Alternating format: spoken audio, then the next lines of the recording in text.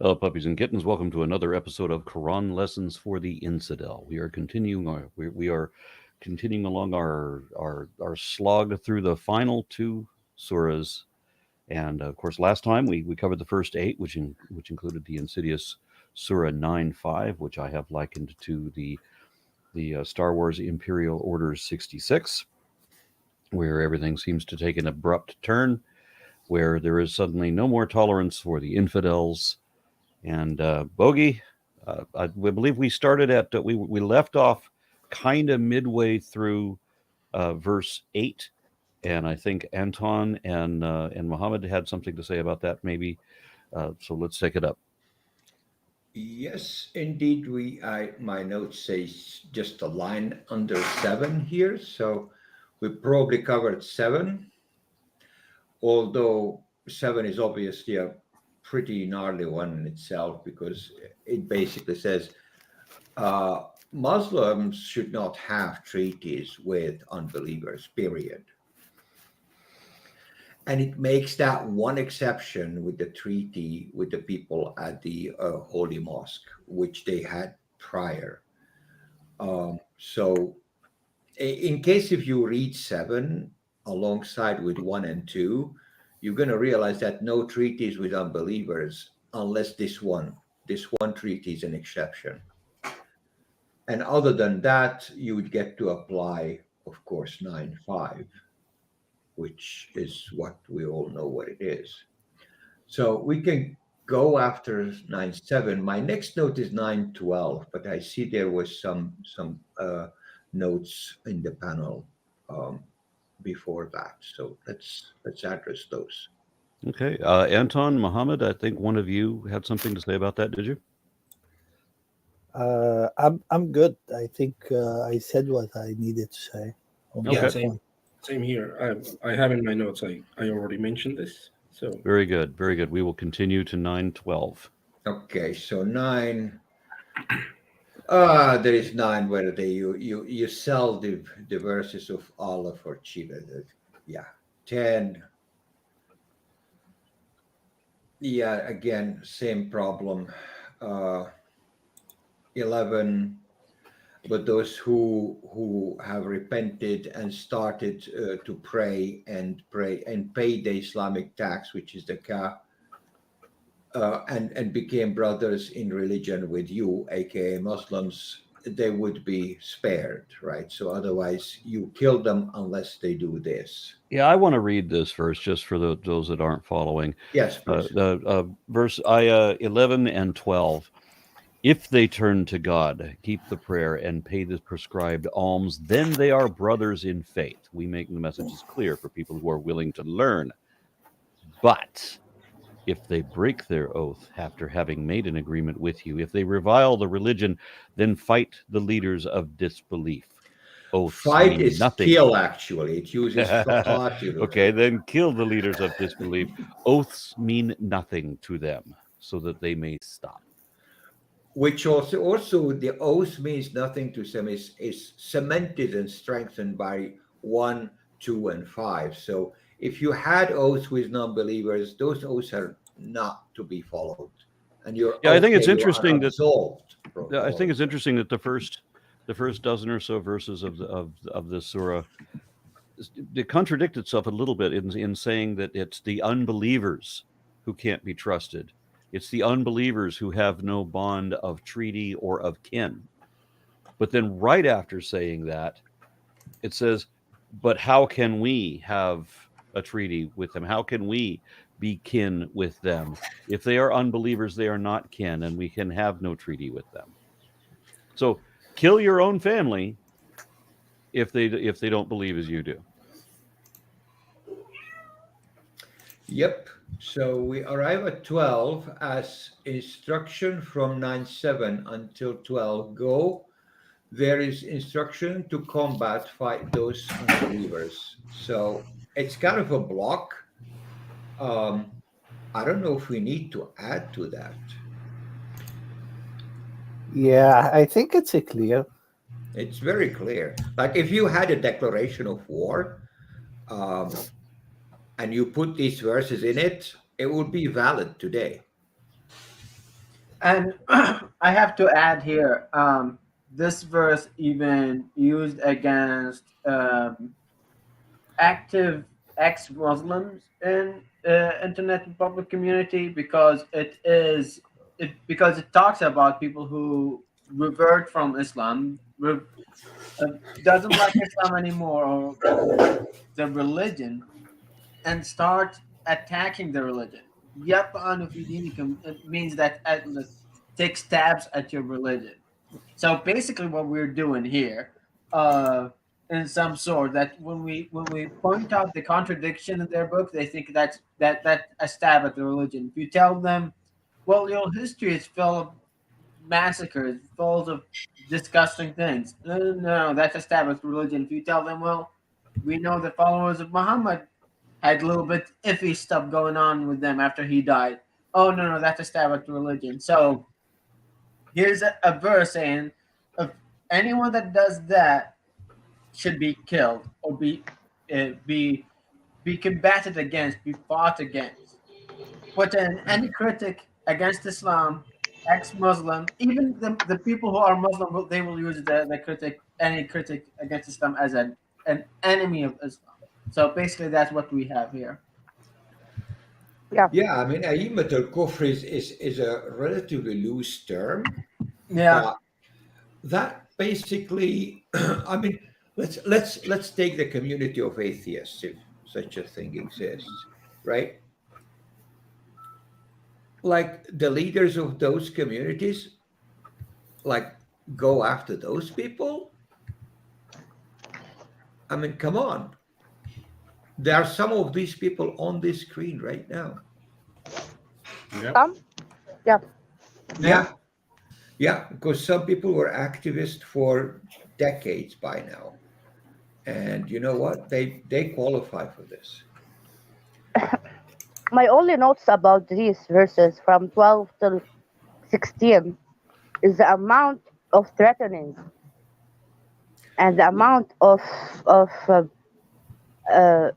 unpeaceful God.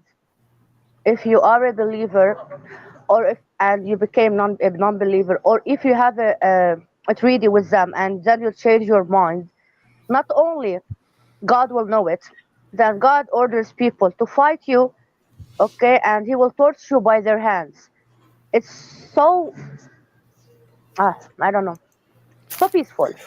Well, I have likened it to, and I've mentioned this in my blog post if nobody's seen it, but I've said that we've seen this story many times. We've seen it in Doctor Who with the Cybermen. We've seen it with the Borg in Star Mm, Trek. We've seen it with the Chronicles of Riddick. You had the necromongers or whatever, where these people just these militant people go around killing everybody who doesn't believe as they do, and so it's you will be assimilated, and resistance is futile. That's the reoccurring story that we've seen, that same theme repeated so many times.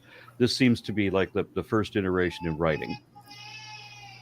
By the way, now that you mentioned science fiction, the next verse, 13, there's this thing again. Don't fear them, fear me. This is Allah speaking, of course.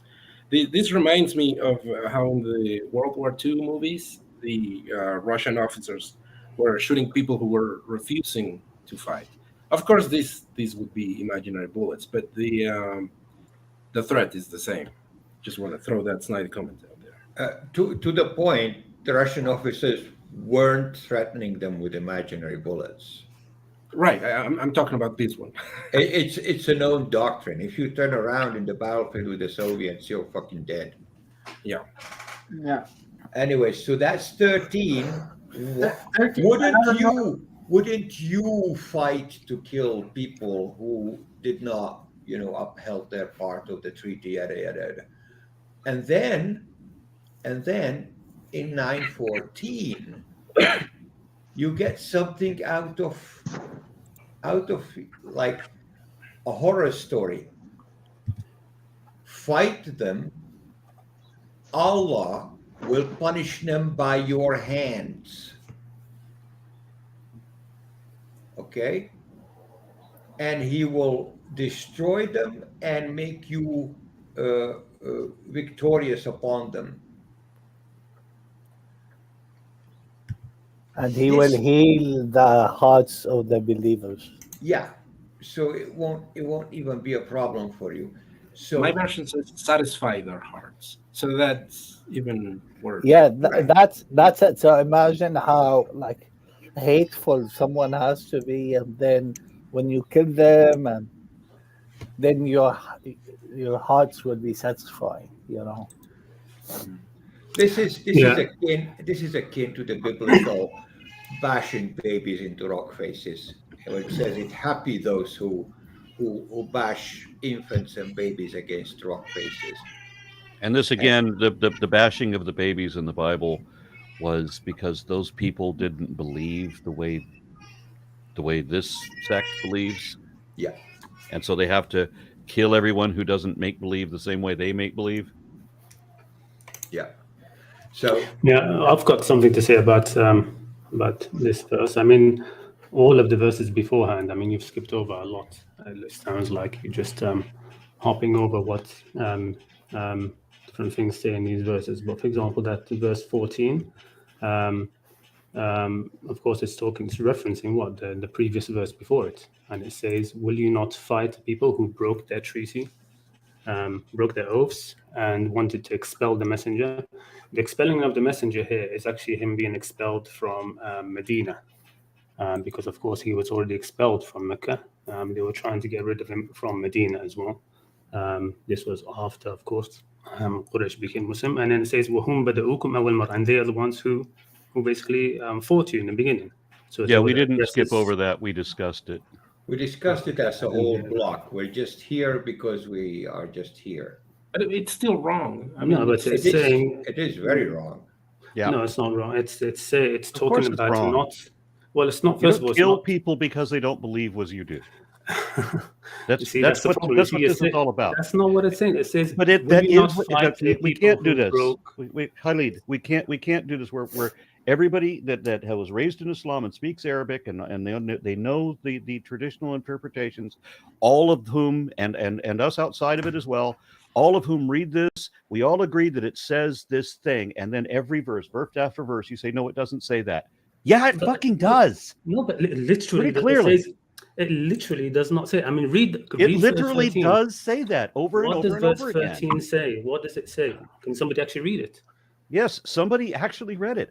All of Yeah. us actually read it. It No. literally does say that. It It literally says- does that. It says, "Will you not fight the people who have broken their oaths, not who have Yes, not and converted?" what is the reason that you're going to be killing these people? Okay, It says early in the verses, it says that that they were the ones, the unbelievers were the ones that broke their treaty, and they don't respect a treaty of they don't respect either a bond of treaty or kin. And then it Yeah. turns right around and says, we will not respect a bond of treaty or kin with the unbeliever. It's all based on whether you believe. And if you don't believe, it's based you're on dead. if You can if either if learn you Islam or we will kill you, or you Does it must just submit to say that? us I mean, or you're dead. That's it. Yeah, it's like you're not reading it. It literally is like It's you're not like I reading it. am. It's like you're the only one isolated by yourself. You're the only one that This is doesn't not the see whole what world is everybody not else sees. contained in this stream. Khalid, If you were in Wait. a different stream, you'd be the only one. Okay, it's No. not. If I were in a different doesn't stream, come I'd down be the No. only one. Khalid, Yeah, wait. I mean, if it was if a you different read, stream please, of Khalid, Muslim, Khalid, yes. if you read verse 11 and 12, people who tabu, okay, and they did the prayers and everything else, they are your brothers in religion. I'm translating from Arabic to English. And okay, they're okay. But if they broke their belief, imanukum means believe. No. وَطَعَنُوا Because فِي دِينِكُمْ. where are you getting? I mean, even in the actual translation. نكثوا إيمان من بعد نكثوا أيمانهم إيمانهم. وطعنوا في دينكم وطعنوا في دينكم Yeah, okay, look, and yes. they طعنوا في دينكم قاتلوا أئمة الكفر. Yeah. Please, Yeah. if they broke their promise and they betrayed your religion, قاتلوا, fight the infidels. That's it. Where Because you does the skipped- Quran you say skipped- what? Where does the Quran say what you want to pretend that it's saying? Where does the Quran say that people who don't believe as you do have a right to go on believing as they do, and they don't have a right to be dominated by the believers? The believers do not have dominion over the planet. They have to respect other people. Where does the Quran say that? Nowhere. No, it does say that. It says, La ikraha fi din, very famous verse. There is no compulsion in religion, no coercion in religion. It says to Muhammad, are you going to coerce people until they become Muslim? Of course not. Okay, it's all over the Quran. And Well, we're talking it's about God. this surah Wait. now. Hold on.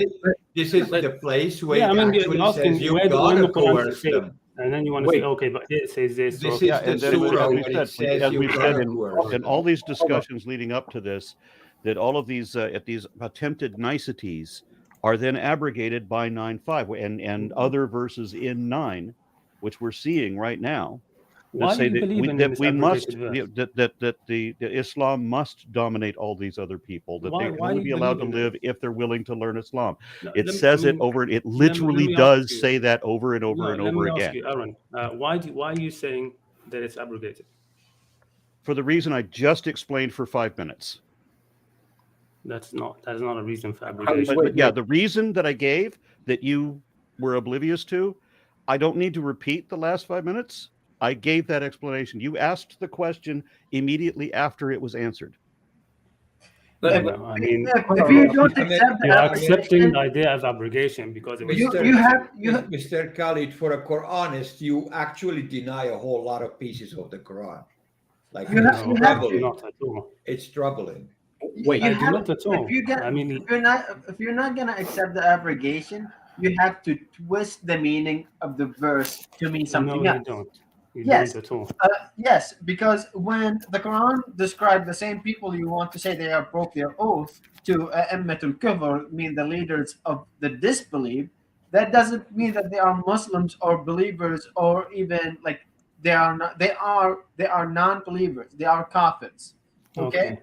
And then Does it next say, verse- Mubarak, let me Yes, simple question. okay. Does it say قاتلوا أئمة الكفر? Does it just Yes. say that? Is that all it says? No, it says No, it it says- doesn't. Exactly. it Okay. says- So it okay. says ألا Well- تقاتلون, will you not fight what? What's the first thing mentioned? Number one. But it's still talking about the same people. It's Okay, so asking- that okay. treaty was 1400 years ago. So it's irrelevant now, right? Is that what you're saying, Khalid? That we no longer need, because those people were dead. The people that broke that treaty, that was 1400. We can forget about that now. Okay, yeah, Except that it's yeah. relevant today, isn't it? How is It's it relevant today? It has nothing because to do if with that people treaty. break It has nothing to no, do with any treaty. No, it's relevant That's right. today It doesn't. because It doesn't apply to any treaty at all. What exactly is the only thing, the one and only thing that it really does apply to today? Whether they believe. There. No. Yeah, it's- yes. Now, Wait. do people not have treaties now? Yes, we Hold have on. treaties Hold on, now, and it's okay. irrelevant to this So, verse. No, it's This is not relevant. talking about that. This is not It's talking about saying, you will kill you not people who fight break the a treaty people with who you. break If their if oaths? somebody breaks a treaty with you, you sue them over the contract infringement, whatever. That's not what this is talking about, and We're not know talking that. about contracts. It's We're talking about domination of other people based on belief. You It's know not- that. No, You I- can't I admit it don't even know to that. yourself, but that is what it is. That is what it says. That is what it means. Because I'm not admitting it because I don't know that. Okay, it's Hold on, talking Khalid. about. It's talking about. This is all about in the fighting context. It's talking about war.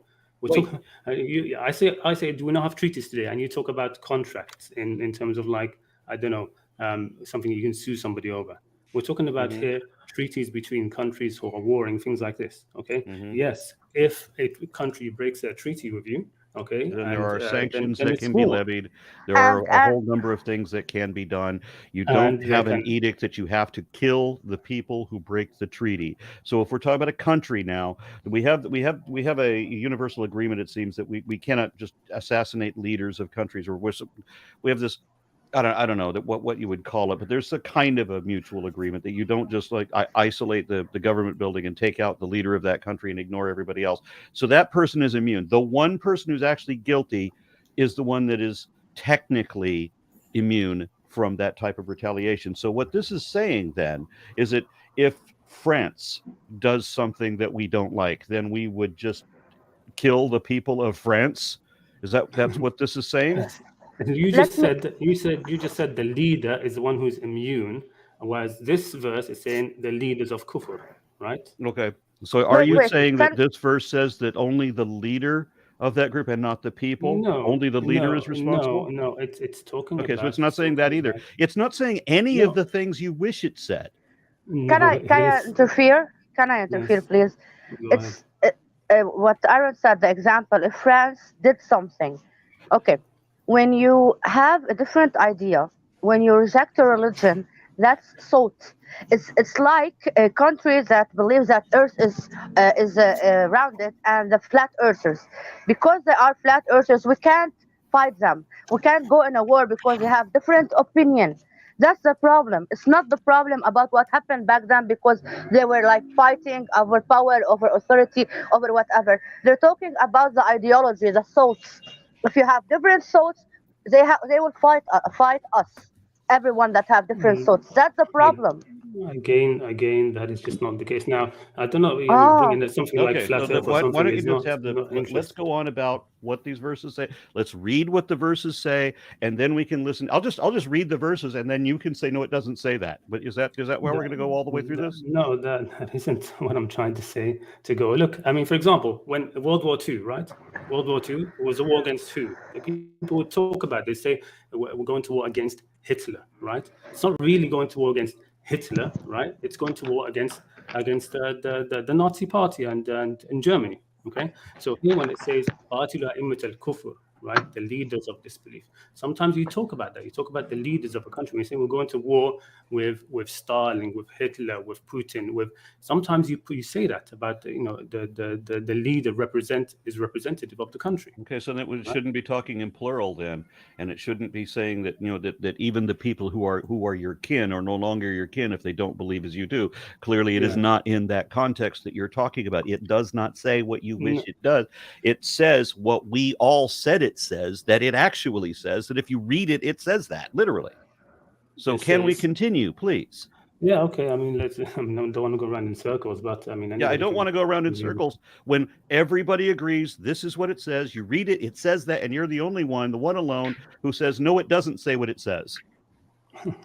Okay, and if you jump to verse 17, a segue, you will. I don't just verse 17, Khalid.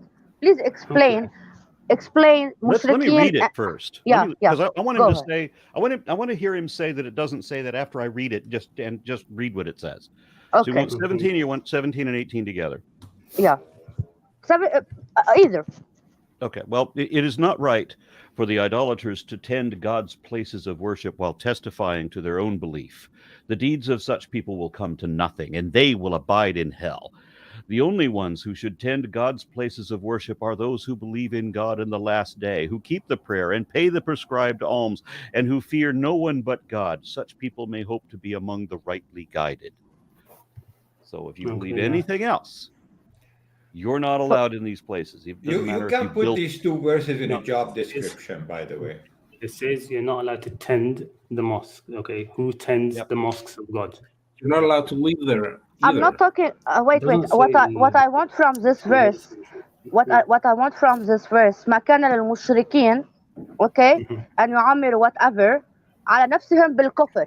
So because they are mushrikin, they are kafirs, and then they are kafirs, there will be fight. People will fight them because we are kafirs. We're circling to the same.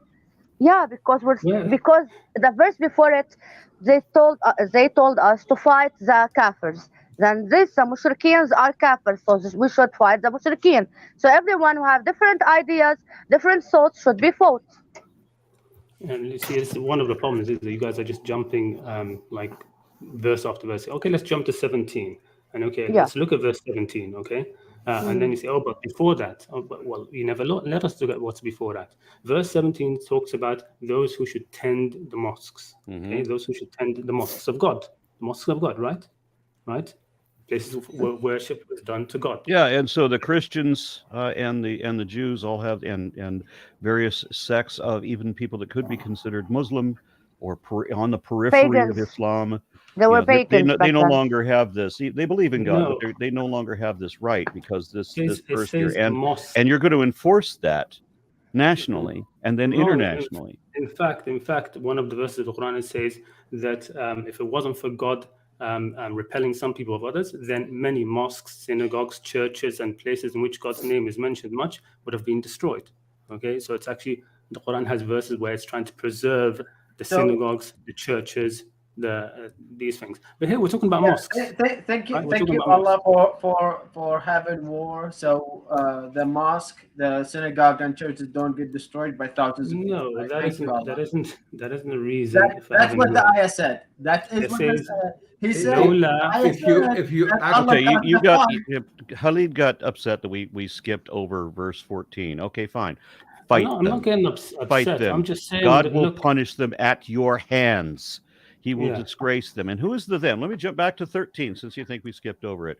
How would you fight a people who have broken their oaths, who drive the Yeah, messenger who out? broke Okay, their see, oaths. these are the people who attacked you first. That's not relevant now if we're talking about it, right? You're mixing everything up very badly. I mean, yes, okay, look, 14 says, So God will punish them at your hands. What does that mean? Yeah. What does at your hands mean? By your hands. That means you're killing them. You're doing Yes. God's work by killing people. Think about that. Just think about the concept of that. He's an omniscient, omnipotent, uber wise, and yet he doesn't have any better recourse at settling any situation than by having one person kill another one. Right? That's the ultimate wisdom there. And so you're going to do God. He's omniscient. He's omnipotent. He can do everything. He can blink people in and out of existence, but he needs you to do his work for him. He needs you to kill that person. And why do you have to kill that person? Because that person doesn't believe the same way you do. Okay, well, again, you're... Okay, Khaled, I don't want to speak over you. I just want a clarification of what you're saying. So are you saying that those people who God is saying like kill them are the people who broke the treaty? Exactly. That's what's been saying from the beginning. Yeah. So make it any in better. verse 12, hold on, guys. Let's not talk over each other. So in verse 12, it says, those who broke their treaties after they believed and... Well, hold on, wait, believed? وَنَكَثُوا أَيْمَانْهُمْ مِنْ بَعْدِ عَهْدِهِمْ, right? After their... Yeah, sorry. Their promise. After their promise. How is and you mean... agreement? Ahd is agreement, right? It's a treaty. And your whole argument is all these verses about killing the disbelievers is talking about those who broke the treaty, right? Without doubt, because it said, how many times has it said it, right? It said it in verse, I think it was verse 2, verse 3, right? It says, those who have kept their treaty, okay? Yeah. And then those who did not break their treaty and did not support others against you, then honor their treaty until its end term. Then it says in verse 7, I think it is, that and those who made the treaty with you at the sacred mosque, uphold it with them so long as they uphold it with you, right? And it said also that any one of the idolaters who comes to you seeking safety, okay, then give it to him, okay? So this whole passage, all of it is But talking it about, put a stipulation on there. about treaties. Treaty Treaty is mentioned how hold many on, Khalid. times? You're forgetting that it put a stipulation on there. You give What? them safety if they want to learn Islam. That's it. That's the only reason you give them if safety. you want to learn Islam. Again, says, it clearly does say that. No, literally does say that. The words of God. Okay, that doesn't mean you have to learn it to convert. Okay, so now what it says is not what it means. I get it. But So Khalid, just moving words of God. Moving forward in this verses, does it mean every time they talk about kafirs, they mean these people who broke that treaty? Yeah, I mean the whole context talking about over here. It's talking about those. So it does not mean anyone in the 21st century onward. No, I mean of course this is not talking about. Does it or does it not? No, it's not talking about people in the 21st century onwards. No, it doesn't. No, it has no relevance today. No, so Khalid, so how can Khalid, how can we differentiate in the coming verses when they are talking about the kuffars in general or the kuffars who broke the treaty? Because if you look at verse 17, it says those who disbelievers, they can't come to the mosque, right? Yeah. No, not come to the mosque. Ya'muru, right? يعمروا عمارة المساجد, so to maintain them, to tend to them. Okay, so it's just talking about who should be the. Now, Diana was mixing this up and saying, okay, this verse is also saying kill them. Where doesn't in verse 17 says fight I didn't them? say kill them. I didn't say kill them. Verse, okay, well, verse 17 and verse 18. I'm just telling. Okay. I'm not talking about killing them. I'm talking about these mushrikeen. Mhm. They can't attend whatever the mosques, and they are شاهدين على أنفسهم بالكفر. So they're also kuffars. So should we also fight them? Should we also? I didn't say fight them. You're bringing in fighting them. This verse is not. It's a different subject now. We're talking about for different people. No, it's not about different people or not. It's a different topic. Okay, it's saying it is not. So these kafirs, should we fight them? Because they ta'anu fi din. No. It's not ta'anu fi din. Verse 17 doesn't say that. Yeah, but verse 12. Not only if verse 12. Yeah, okay? because it should make sense. Because verse 12, when it say if they break their treaty and ta'anu fi dinakum. Okay, yes, go back to verse 12 and let me see. Okay, verse 12. What is it talking about? Right? It says if they break their treaty, right? After it has been thing, and ta'anu fi dinikum. It's true. Exactly. Your religion. So al-mushrikeen ta'anu fi din aydan. So why are you ignoring the fact that they're breaking their treaty as well? It's not. So why are you ignoring the second part? It's in both things. Okay, both things. Okay. So both things should be fought about. They should fight both things. Yeah. If you broke your treaty and if you betray the religion. No. Defend the religion. Sorry. So it says that verse 12, right? So that's what it's saying. We're in Nekatho, and if they, okay, so now it's talking about who are they talking? Who's it talking about?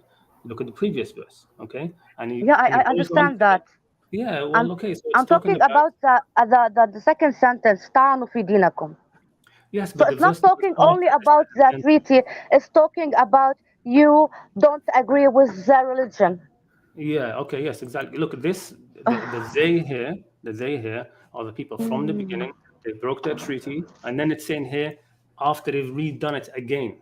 Okay. So after they had repented from breaking their treaty, right, and then again they broke the second treaty, another one. Okay, but all of this we skipped, unfortunately, right? And then they broke their treaty again, and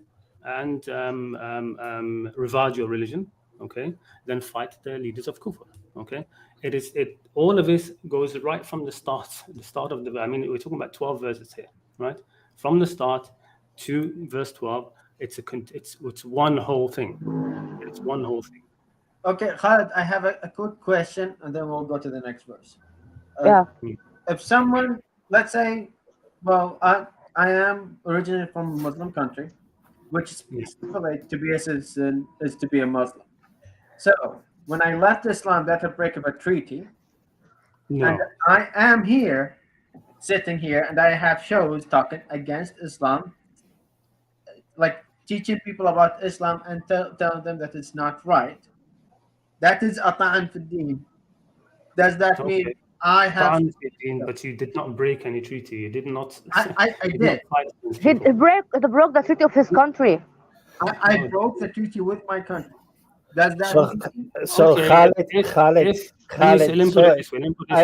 Khalid, I want you to clarify just please. Which treaty we're talking about here? Which the treaty we're talking about here from the beginning? Yeah, which one? Okay. Which one? Khalid, if you want to talk about, if you want to, let's hear the treaty. Go ahead. Yeah, I mean, we spoke about this last time, right? We talked about how the from the start it's talking about. If you want to focus in on the history of it, then we're talking about Quraysh, and they're the ones who broke the treaty. If you want to ignore sort of the history, okay, then you just understand that there's a treaty, non-aggression treaty, and then then the verses divided out. They make exceptions of those who keep their treaties. So the treaty, can you tell us about that treaty in, let's say, 30 seconds? What was it about? Are you talking about the history, or you want to talk about generally? The treaty that's mentioned in this verses, according to you. Which verse? I mean, there's more than one which is mentioned. 11. When it says broke the treaty, which treaty they're talking about? Yeah, again, which time when they broke the treaty? Which verse? It's mentioned several times. Is that they that broke a the treaty. 12? Is that a 12, I think? 11, 11?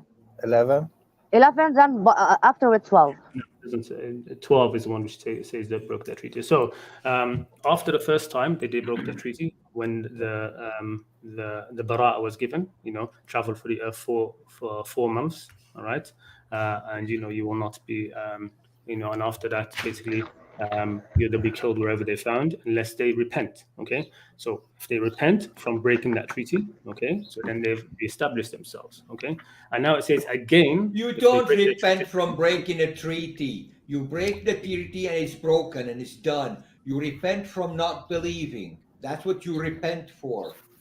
You can't No, repent from It's- breaking a treaty. It's all right. So the treaty you're talking about, there was a treaty between Muslims and disbelievers. Quraysh. and And they broke that treaty. And no, so subse- look, Yeah. there was treaties between Muslims and the idolaters, right? Okay. الذين عاهدتم من المشركين. Okay. Okay. Then there were those who broke the treaty and those who did not. Clear? Okay. Okay. Those who did not, okay, and who did not support others against them, other enemies, okay. لم يظاهروا عليكم أحدا. Okay. Okay. They have their treaty maintained until the end of its term. 10 years. So you're telling me that this surah is Hmm. only talking about people and events from 1400 years ago, and it's not relevant to today. The first half, yes, it's talking about people then.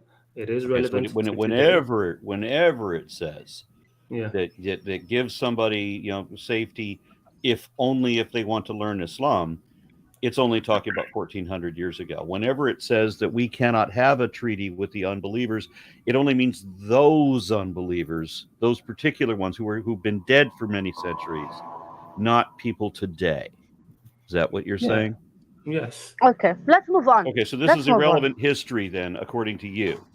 But Irrelevant- other it's- people, lots Okay. and lots of other people are interpreting this as if it's relevant to today, as if it applies to people today, not just people who broke treaties, not just people who broke treaties by leaving their country and by becoming an apostate and so on. I've spoken with Muslims who say that if you become an apostate, that you have to be killed because of these verses. Yeah, you're right. You're right. There are people who say You're that. right, because you know No. what? If you apostate today, okay, you will be killed or put in jail for a very long time. Mubarak Bala ended up in jail for 24 years, by the way. He's got his sentence. Yeah. Not Yeah, I only mean, that, what Aaron just said, The I don't deny. point I'm trying to make is the only instances where the Quran was actually temporal to the times of Muhammad, 99% of the time, it only ended up with matters regarding the Prophet and his family directly. Okay, how do you talk to Muhammad? How do you visit him? How do you talk to his wives from behind the curtain? He can marry more wives. You can't marry his wives. All these rules that are temporal to Muhammad are for Muhammad and his family. Everything that- else is for all eternity. Okay. Yeah. I don't want you to confuse yourself and confuse a bunch of other people with you. Okay, Because I it's- think God, Yeah, look, that's a pop Islam thing with this. This is for it's for all times and all places and all this. Okay, the Quran doesn't say that. Okay, Quran Even does if not. Oh, actually, the Quran does. And you know even what? if it's not, when even we if get it's when we get to the next surah, and hopefully we do get to the next surah, it will actually say exactly that. So don't Okay. say Okay. it now, because we Diana- know what we're dealing with. Diana, No. what Guys. do you have? Go on, What Diana. do you have? I think we should move on because it has been like Yeah, 40 listen. minutes. Yeah. Let's move on because I'm really eager for verse 23. Yeah, All same right. here. So anyone Okay. has any notes from No. 17 to 23? Yes, I'm just gonna say in shorten. I have a quick. And- I have a quick thing. Me thing. too. Go ahead, Mubarak. Thanks, Diana. So, it's a quick thing that verse 18 and 19 talking about al-masajid, which is the prayer rooms, but then it talks about that they should not be there. That the disbeliever should not be, and they cannot attend, like take care of mosque and such, which Yes. mean that Muhammad have, after he took over Mecca, the Kaaba, which was a pagan temple, when he took He over, fired all the caretakers. yeah, he fired all the caretakers, and he even tried to take the keys. There's a hadith with the actual keys of the Kaaba, and he had to revert to give it back to the people who owned it before and stuff like this. So, Mubarak, it- can I just intertext there, because that's, I mean, I thought you'd know this a bit better than that. Of course, what happened is when he was in Mecca, he actually, the Muslims requested, his own family requested that he take possession of the keys from the caretakers. Do you And believe And the that? Prophet said no. Do you believe the that? Prophet said no. It was given back to they kept the keys to the Kaaba. Those Okay. who were, Right. So- The So- hadith, those the people- hadith, the hadith says anyone who takes the keys from these people yeah, is a tyrant or something among these exactly, ones. exactly. So that was a warning to Muslims not to take the keys of the Kaaba from that family. oh, Right? So okay, it's not, okay. it's not that he took possession of it. That's completely wrong, opposite way. Irrelevant. What's Okay. relevant? Irrelevant who has the Keep keys. Mubarak, keep going. My Mubarak. point is that the pagan temple have been taken over by the Muslims, Muhammad and his people, to be converted to a Muslim temple, a mosque, and then been denied access to the pagan to attend their temple. Okay, Did- well, I mean, You hear- And, I'm not saying. Oh, I'm not going to argue with you if the Kaaba was a Muslim thing before the pagan. In the no, history, it's not about it being a Muslim thing before the pagans. It was always a mosque. Okay, it was always known as the Masjid al-Haram. yeah, right? that's It was according always to a the mosque Muslim. for It God. can be always known as Masjid Haram before Islam. Yeah, It's and only according to the Muslims that it was. Al-Bayt al-Haram. Al-Bayt yeah. al-Haram, not al-Masjid. Al-Bayt al-Haram, Baytullah, the Arabs called it Baytullah. It was Which always Baytullah. Kaaba Before are we Islam, talking about? it doesn't Which Kaaba are we matter. talking about? Because there's multiple Kaaba in the Hadith tiers, and there's even multiple. Kaabas in Persia. So there is multiple. Okay, let's move on. I have Okay, another let's- comment, a different comment. I have a comment on verse 20. Just a Before fast we one. get to that, if you don't mind, Yeah. I don't mean to hold you up, but Yeah. we did have one or two questions that we can answer really quickly. Yeah. Okay, so in the private chat, let's see, we had Trevor Wright said, "Are the Arabs or Jews closely related to the Levantine people who dwelt in the Levant, Syria, and Iran and Sumerian civilization?" That's a yes, right? Yeah. The Not Sumerian. Jews. Go ahead. Not Mubarak. the Sumerian because Sumer, because those are a little bit different, but the rest, yes. Okay. Linguistically, genetically, yes. Yeah, the Jews lived in Medina, Yemen, Semitics. and Iran, Syria, and of course Palestine. Yeah, the Iranian are there are more Persians? they are Indo-European language family, so they have ties there more than the Semitic languages. So No, we they are will- close to Semitic, yeah. Thank you for that. All right, so there's Okay. a second question that's going to require a whole sentence to answer this one. Trevor Wright says, "Is the surah an extension of the Quran? Why do Shia and Sunni disagree on various religious texts within the surahs?" No, we don't disagree on the surahs. We disagree on the hadith. Not on this verse, actually. We agree. Tawbah, I think we agree on all of it. But there are some verses, some surahs, we disagree because of the hadith, because each have their own liable hadith. Yeah, and I think he wanted to say Sirah, not Surah. Sirah Sirah. means Yeah. the stories of Muhammad. But we and have the same seerah. The only difference is that when before he dies, if Ali is his official heir, or if Umar was his official heir. That's the only difference in the seerah of Muhammad. And yes, Aisha was 19 or 18, not 8. Okay. Now, Diana, let's go to your comment. 20 and 21. These verses are are the reason lots of like ISIS, like everyone who kills himself in the name of God, people killing each other, bombing themselves and bombing people in the name of God because there be shaheed and they go have to all the heavens and they were awarded. So these are the verses that ISIS exists because of them, and not only ISIS, everyone who kill himself and bombing other people, they use these verses to brainwash these people because they will go to heavens and be eternal, and they are the favorite to God as shuhada. Yeah, that's it. Okay. Do you want to go to 23 next? Yeah. Yes, Okay. Aaron, please read your notes. They're very beautiful. Yeah, thank you. Believers, do not take your fathers and brothers as allies if they prefer disbelief to faith. Those of you who do so are doing wrong. And my note about that was, remember that just a few verses ago, the Quran said that it was the unbelievers who would not respect any tie with believers, even of kinship. Now the Quran uses that as an excuse why Muslims should not respect their own kin.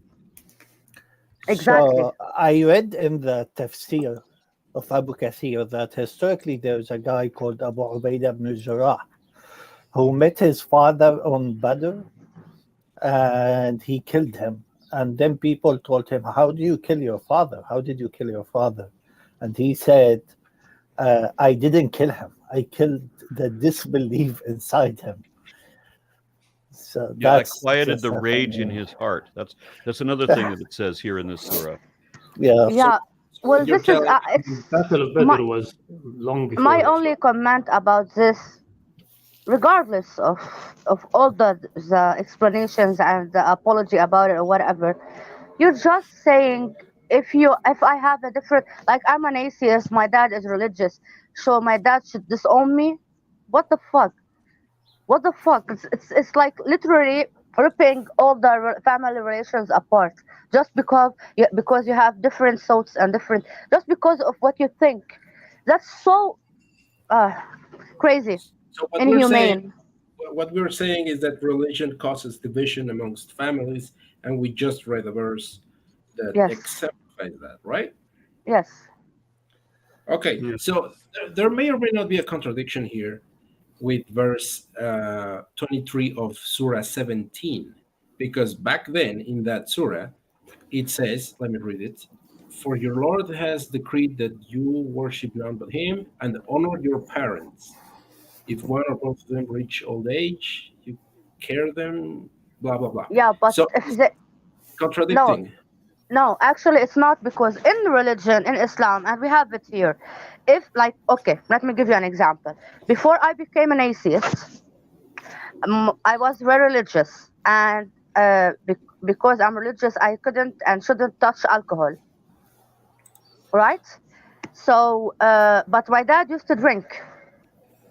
So, and he orders me to pour him a drink.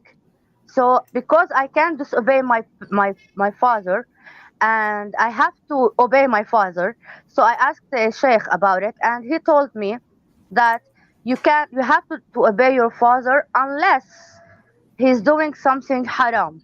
Then you are able to disobey him. Yeah, so to the point, Anton, you're right. It says obey your parents, but Unless they're atheists unless they're atheist. This or actually sinners. brings the expect. The previous verse doesn't even assume that your parents are not believers. It just says you just don't like them because they disinherited you or something, right?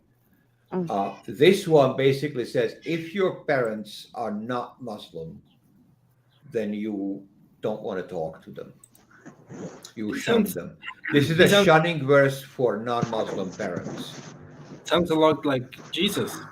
You Yeah, have to love me yeah. more than you love your If, parents. yeah, if you want to lift it out of the Bible and put it here, it will look like that. Yes. Yeah, that's where Jesus says in Matthew 10 that he has not come to bring peace, but a sword, that he's come to divide parents from their children and husbands from their wives, and that you cannot follow him unless you hate your brother and your sister and your mother and your father and your wife and even your own life, to pick up your cross and follow him. And they say Christianity is all about love and peace. Of course it is. Yeah. Yeah. Well, I just want to point out that here, verse 23, okay, it's talking about allies, the allies, right? Believers, do not take your fathers and brothers as allies, awliya, in istahabu al-kufra ala al-iman, if they prefer or love more the kufr over the iman. What Right? does So- allies mean to you, Khalid? So we're talking about, so this is basically, I mean, one of the subtexts in this surah from, I think, around verse 7. Okay, so I mentioned that last time that the Muslims did not take up renew the fight against Quraysh. They wouldn't do that. Okay, and it was mainly because of the Muhajirin, who were, of course, Qurayshis. Right. So remember when the Muslims, when Muhammad first started school, it was in Mecca. And some of the people of Mecca believed with him, and then they were persecuted. Eventually, they emigrated. So they have, the people of Mecca and them and those immigrants are related, right? So that's why you have in this part of the surah, and then before this, there's a lot of talk about ties of kinship and these kind of things. Okay, it's trying to get the Muslims, those who are there, to fight, despite that they're being their relatives, right? The people of Mecca being relatives of them. So here, that's what's basically talking about. Okay, so we're talking about, again, those people of Quraysh who broke the oaths. They kept on breaking the oaths again and stuff, and it's supposed to be a renewed fight against them. Okay. Yeah, But and you only have to do it on Thursdays, right? I don't know what you're talking about, but so it's the fight against them. So here it's telling them, "O you who believe, do not take those parents and brothers, those in Mecca. Okay, don't take them as allies. Okay, if they have preferred kufr over iman." And the next verse is talking about the same thing. Basically, it says, "Say to them, if your fathers, your sons, your brothers, your wives, your tribes, the wealth which you have acquired," because also once Mecca and the Prophet, when they had made the truce of Hudaybiyah and stuff, and after the conquest of Mecca, some of the immigrants, they went back to Mecca, to their own homes which were there, and they opened up their businesses and stuff like that. Yeah, So all of these became factors in the people not wanting to fight against Quraysh. What I would say is, you're talking about the same people that have been for 20 years or so by now fighting, the same people. And Not 20 years, it was about 10 years after the immigrants. okay, 10 years, sorry. Yes, you're correct. 10 years. They have been fighting, the same people, the same two groups have been fighting each other for 10 years. They finally got a peace. And we know that within that peace, there's a small minority people who did not like it. Is that correct? Yeah, I mean, And some people those minority, you talk about those minority, and then, like, we're talking about tens of thousands of people, but the minority on the highest amount, the highest number given to them is about 2,000 people. That's the highest number. Are you talking So- about Quraysh, the Tulaqa? The people that have been commanded in this verses to be killed. Yeah, so you talk, Quraysh, right? So you're talking about Quraysh, yeah. Yes, I'm talking about Yeah. Quraysh. Yeah. So altogether after around a 2,000, peace, yes. after a peace deal had been happening, people settled down and they don't want to fight. The Muslims know they don't want to fight because they have been fighting for a decade, and they argue against Muhammad. They do not want to fight. Remember, in the beginning of the fighting, they didn't want to fight either. It's only Muhammad and his God that wanted to fight in the beginning. I'm talking about prior to Badr, before Badr. And then they fought in Badr, and then the war started. And then after the war ended, the believers of Muhammad, the people who followed Muhammad, said, "We don't want to fight anymore." But Muhammad here saying, "No, you have to fight. You have to fight. You have to fight." That is the messenger of God. That is the Yeah. message of God, who just keep pushing people to fight from the beginning to the end. So If again, you say it's the only those the revolted people against Muhammad or the entire non-believers, still the community behind Muhammad said we don't want to fight. Muhammad said you have to fight. So again, look, it's like you've missed out the whole part that we were just talking about. It says, "Ala tuqatilu qawman nakathu aym-" Will you not fight people who have broken their treaties, people who have supported us against you, people who have, they committed acts of war? Okay. Apparently, for those Muslims, they thought that what happened is not worthy of fighting. Otherwise, they will not be fighting. It's not because they thought it's not worthy. This is what I'm saying, that this surah Because- again and these verses, they're giving you the subtext of it. It's tribal. Okay, they're saying, I don't want to. Yes, my brother might be in the wrong, my father might be wrong. Maybe they broke the treaty, maybe they started war, maybe this. But I don't want to fight them because he's my brother, he's my father, he's my right. Okay, this is what the surah is pushing against. And we It's see the pushing, same especially thing in the right. Bhagavad Gita. Yeah, The yeah, Bhagavad yeah. Gita opens. The Bhagavad Gita opens with the king refusing to go to war because he's going to be fighting against his own kin, and then Lord Krishna shows up and tells him that he is obligated to kill his own people in behalf of religion, because religion demands that families get divided and that you kill your own kin over belief. It's a consistent theme with all religions, not just the Abrahamic ones. It's always Yeah. wrong. I don't know about the. Well, no, about I the can't say that it's all religions, because I'm thinking about the wide breadth of Jainism, for example, and Druidism and some pagans. So certainly the Abrahamic, the big ones, anyway. Yeah, well, I think I've made my point over and over that the fighting in this surah is all directed against those who have committed acts of war, right? And they should be fought. Even that is wrong. Yet the society that lived there did not want to fight. Sorry? Yet the community didn't want to fight. Yeah, the muhajirun. So we're talking about those who had who among Quraysh had parents, etc. Right? So the muhajirun, there weren't that many of them, to be honest. There's only around 100 families or so that immigrated with Muhammad from Mecca to Medina, and the Ansar were a majority. The people of Medina were the majority. They were willing, but they started to become influenced by Quraysh as well. But the bottom line is this: that they did not want to fight, not because there was no justification for fighting, but just because tribalism. Okay, I'm not going to fight because of tribalism. My family. I'm not going to fight because I have a home in Mecca. I'm not going to fight because I have But that wealth, didn't stop the trade. war. Maybe because I'm not going to fight because the wise solution is not violence. And if God was peace or love or intelligence, if God was any quarter of what God is supposed to be, this would not be the solution to anything. Yeah, I mean, that funny wouldn't have part- worked very well in World War II or any other We're major talking war about where you the have same an aggressor. Yeah, Right, remember, don't blame Don't blame World War II or any other war on God. There is no God. or anything. If but I'm there trying to was help. a God of infinite wisdom and intelligence and all of that, then none of that shit would have happened. These would not, the holy books would not be describing this as a solution. You'd have actual wisdom in here instead of what we have. There is actual wisdom. the But problem. one of the things is no, yes, no, no. you fight against aggressors. Right, You that's should not do that. wisdom. I That's get that the you only- don't understand that, but that says Why something isn't about that? you. Why isn't that wisdom? Fighting against aggressors. Why is that the only option? Khalid, Kill Khalid, you them. don't need wisdom. No, hold to on. fight against Okay, aggression. let's You say You don't need wisdom to fight against Somebody- someone who's gonna somebody- beat you up.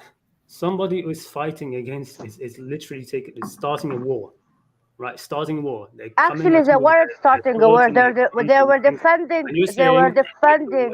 it's not Actually, wisdom to fight. wait, Let's not wait. talk over each other, guys. But I'm just I mean, one come on. second. I've shut up for like a whole half an hour. Okay.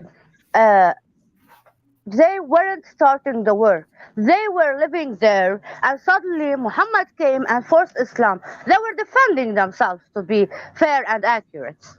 Yeah, if I remember I mean, correctly, this is- Muhammad started all this by raiding caravans between Mecca and Medina. So he was a robber to start with. And so all of that, and he's blaming the other people for what he's doing, which is what, how often do we see that now?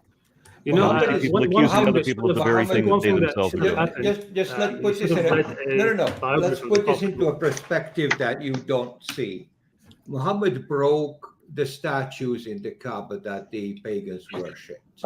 Okay, he transgressed their religion in a pretty drastic way. If you're going to have a religion being transgressed, right? I mean, he might as well just set the Kaaba on fire, which he didn't.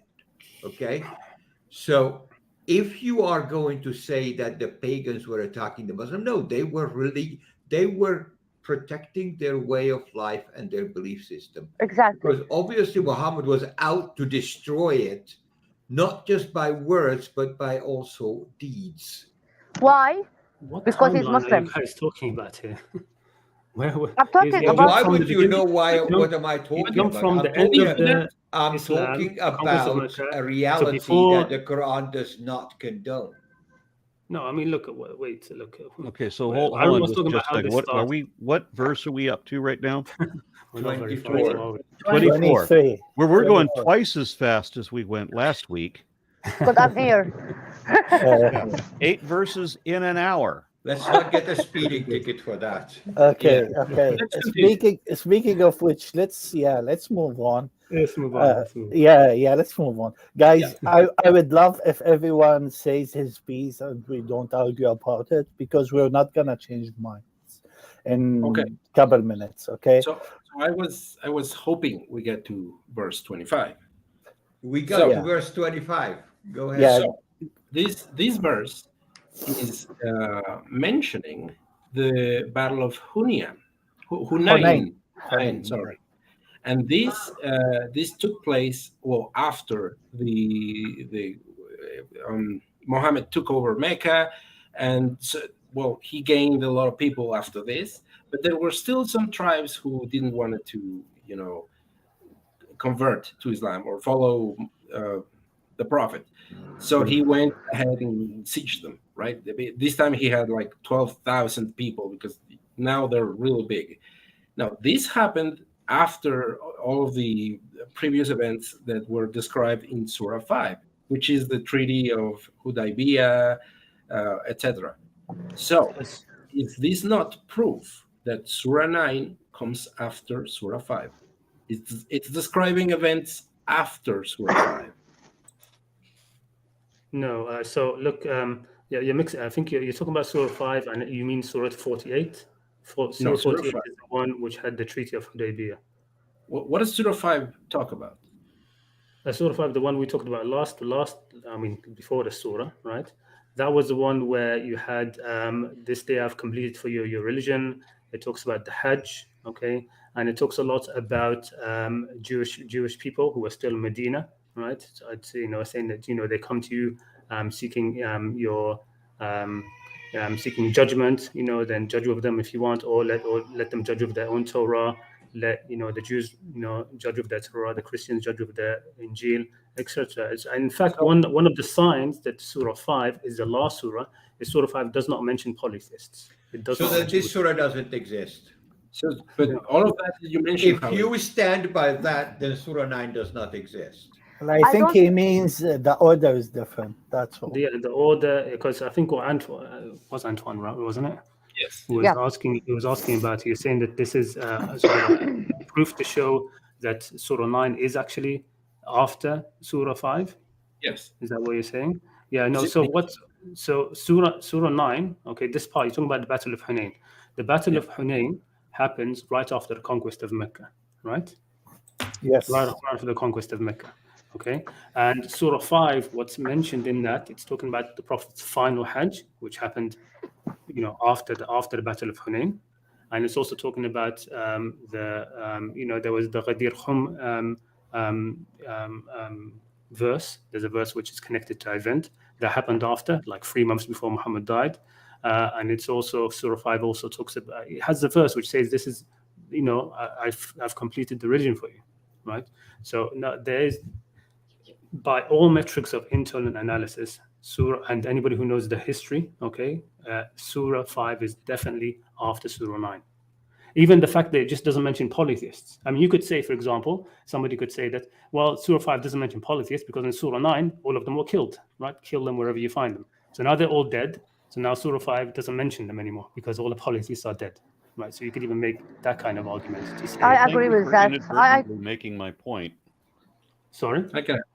So No, I'm just saying Robert that's- Lawrence offers a super chat, I think, for $20. Thank you very much for that. And also, I notice Mika Kiom offered $4.99. Thanks again for that. All right, let's continue. Okay. Yeah, you could be right, Khalid. I'm gonna check it out one more time. Surah 5. I agree with Khalid on that point. Let's go to verse 29 because I want Khalid's perspective on that. Yes. Yeah, there we go. This is Let's the one go. that I want to know what apology you will have for this verse. Very obvious verse. Yeah. Okay, so fight those of the people of the book who do not truly believe in God and the last day, and who do not forbid what God and his messenger have forbidden, who do not obey the rule of justice until they pay the tax and agree to submit. Fight those of the people of the book. Actually, No, do not believe in no, God in the actually it last doesn't day. say the people of the book. It just say fight those who doesn't believe in God and the end day. It doesn't say Well, people of the book. It says people are at the end. So الذين Harun is أوتوا- right. look, Yeah, only yeah. proper Muslims would qualify for this. Just But let's it does. let's It put does it say that people way. of the book, but it's just the word order is different in the translation. That's Yes, all. exactly. I know. Just I'm saying, fight those who don't believe in God or the end day, and don't forbid what Muhammad and his God and his prophet has forbidden. Okay, so is the word fight, or is the word fight, kill? قاتلوا قاتلوا It fight. does, to me, I don't care, fight or kill or whatever. mortal To me, combat. it's It's talking not about uqtulu, it's when. fight. Wait, Qatil. wait. Yeah. Yeah, fight. I don't fight. It's just when Khalid have said that we are not considered infidel and kuffar, and these rules don't apply on 21st century. This verse said, everyone who doesn't believe in God and the end day, which is me and the rest of the panel here, you should and disobey Muhammad and his prophet's rules. So I drink alcohol, lots of other things I won't say on live YouTube, and don't believe in God or end day. So Muslims should fight me. Diana, you So- are a danger to society, Diana. I am. The Muslims are to fight everyone who do not obey the rule of justice until they pay the tax and agree to submit. You will be assimilated. Resistance is futile. So, Khaled, before you answer, I just want to say, is it, from my understanding, to pay the jizya is only for the people who have the book? So if you don't have the book, you can't No, give no. jizya? We'll come to that. That's basically jizya. Jizya is, I mean, the more modern word for it. The reason why it's not even mentioned what it is in the Quran is because it's something known. Okay, jizya is what you pay at the end. The losing party is made to pay at the end of a war. So it's it's called war reparations or something like that now. But it's something which happened throughout history, right? That when two nations fight, okay, and one gets the better hand, they usually make the one which has lost pay a tribute. Okay, so that's basically jizya. Yeah. The first half It's a of war this verse. reparation. Yeah. So do you want me to actually say what Yeah. I have to say about this? Okay. So look. So again, so it's saying a qatilu. This is the indication of who was being supported at the beginning. So when we talk about who was supported, who did the Quraysh support the Muslims against? Okay, they were the northern Ghassani tribes. So this was when the Prophet died, he was getting an army ready to go north and fight Ghassan. Right, so this will happen, and also in the Battle of Tabuk, it was to go up and fight with the northern nominally Christian Arab tribe. Now, why do I say nominally Christian Arab tribes? So let's look at the verse itself. Okay, so it says, "Fight those of the people of the book." Okay, so it's not talking all of them. Mina alladhina utul kitab, those who were given the book, in fact, right? And then it says, who do not believe in God, okay, So Christians do believe in God, right? Do not believe in the last day. Christians do believe in the last day, right? And do not consider forbidden what God and His messenger have considered forbidden. All right. So they don't find the things which God and His messenger say are wrong or forbidden. They don't say they're forbidden. Okay. This is talking about. Wait a second, Wesley. You missed something here. What? You missed something cardinal to what it actually says. ولا والذين يدينون لا يدينون دين الحق. Oh, Can okay, you please describe din al-haq to us here? Yeah. So it says here they do not. The issue again is one. I mean, the translation is No. Just can you make it wait, in 30 seconds? Boki. What is Boki. din al-haq? Just hold on. Wait. So they should fight not the Christian, not the Jews, just the atheists? No, so it's not talking about. It's talking about. So Byzantine, right, was a Christian nation. It really was a Christian nation. Byzantine, okay? yeah. The Byzantine, right? But the Ghassanids, the Arabs, okay, who were their clients, they would just call themselves Christian because they were their vessels. So they fought for them. They're, whenever you have these small tribes or small nations next to large tribes, no, this is what happened. Okay, so we're talking about here who like Christians who aren't really Christians. Right, they're saying from the people of the book, but they it's like they have nothing, which is. I think Christians do not believe in the last day. Yeah, they do not believe in that. guys, أنا شهدت هلا. Okay.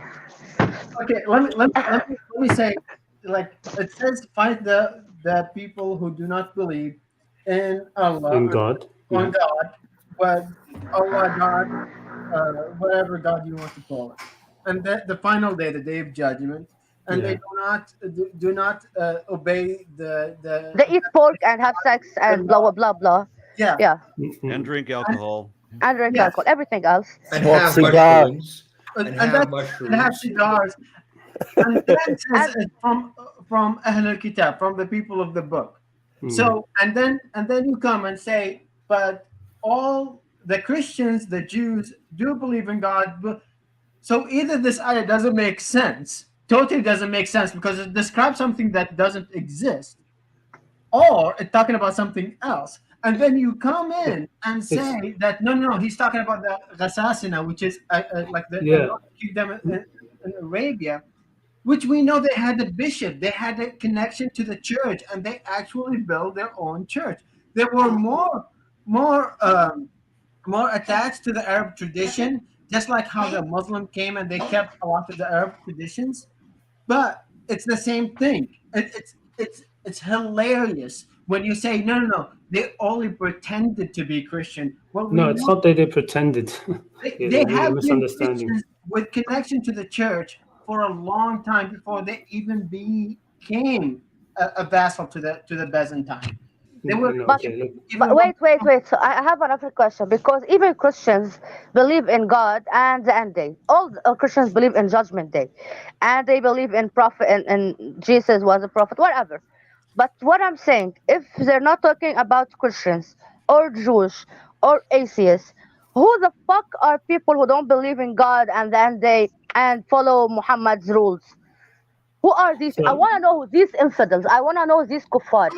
Till now, I haven't known what are the kuffar in Khalid's mind. Okay, so look again. Let's take a step back. So it's talking about min alladhina utul kitab. So it's talking about a Christian. Let's say no, like they those who were given a book. What is din al-haq? I am still waiting for my definition here. We're going to come to that. I mean, look, for example, in the translation, Abdul Halim says. No, I'm not going by the translation. What is din? You speak it, I speak it. It means something. What does it mean? Din al-haq. Yes. What is it? Which one is that? Which one is that? It's not one religion. Din al-haq includes the true Christianity as well. It's part of Din al-haq. Okay, Christianity is part of Din al-haq. Okay, so that's why we read Christianity Din al-haq. Look, we read. Does it say that though? Let's hear him, guys. Go ahead, Khalid. Look, we read in the previous surah, did we not, how the Quran is saying to the people of the book, establish what you have, okay? Follow what you have. Look, strangely enough, the people of the book ended up paying jizya. Just hold on, okay? Okay. And it's saying, Year on, year off. لستم. Early on in Islam, when Wait, Bogi, let him continue. the chances Yeah. of drifting Let him- away let and him- misunderstanding it was like really small, Bogey, and they ended Bogey, up paying the jizya. Bogey, let him go. Let him finish it. Go ahead. Let me just I'll try to be as quick as I can, okay? So, we saw in the last surah, right? The last surah that we read, in Surah 5, that it's telling the Jews to establish what they have, and whoever does not establish what they have, what God has sent to them, then they are the kafirun. And it's saying to the Christians, establish what you have. When whoever does not establish what they have, the Injil, all right, what they have in the books, and they are the kafirun, etc. And it's saying, oh, people of book, you have nothing unless you establish what has been sent down to you from your Lord. Okay, that is Deen al-Haq. It's mentioned through other places in the Quran, the cardinal points of the Deen al-Haq. That's why they're considered Ahlul Kitab. Okay, that's why you have the verse where you say those who are Christians, Jews, the Majus, whoever has faith in God on the last day, there no fear upon them, no shall they grieve. They will go, they will be saved.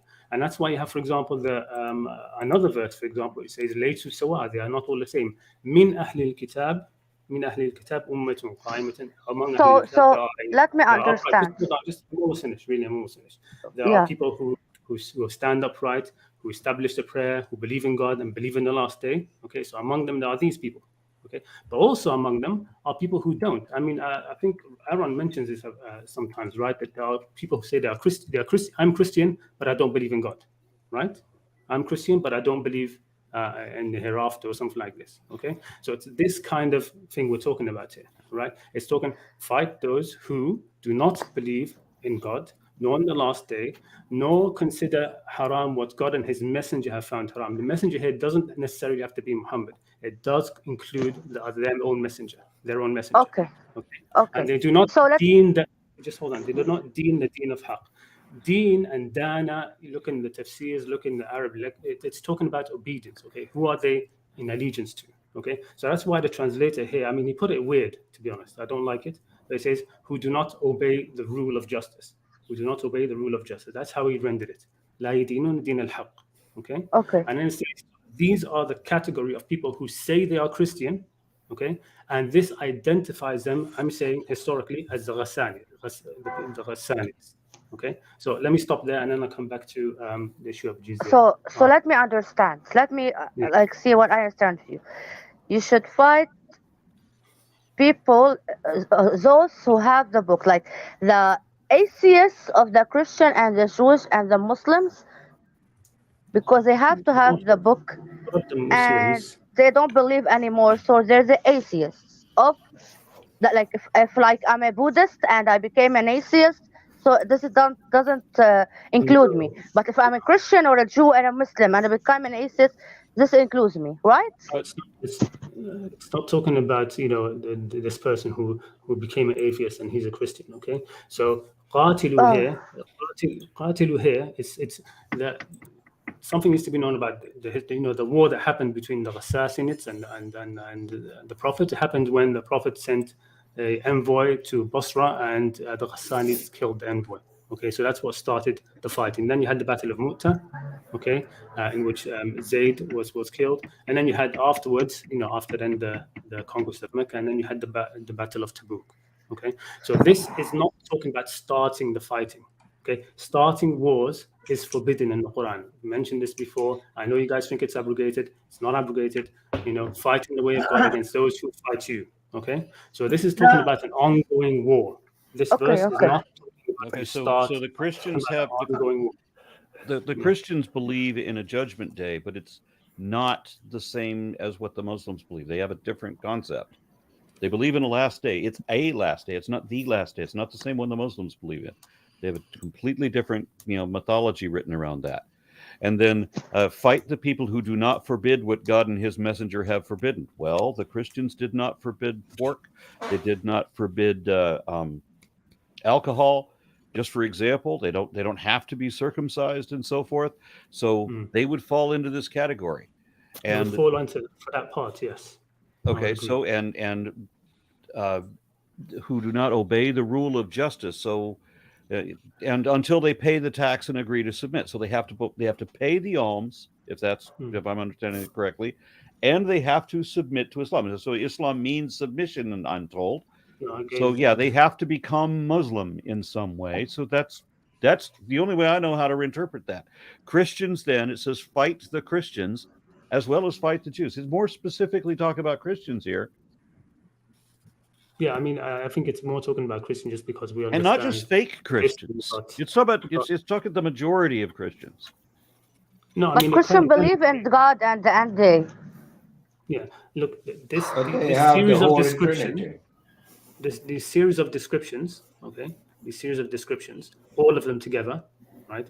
They fit one group of people in the Prophet's time. Khalid, No.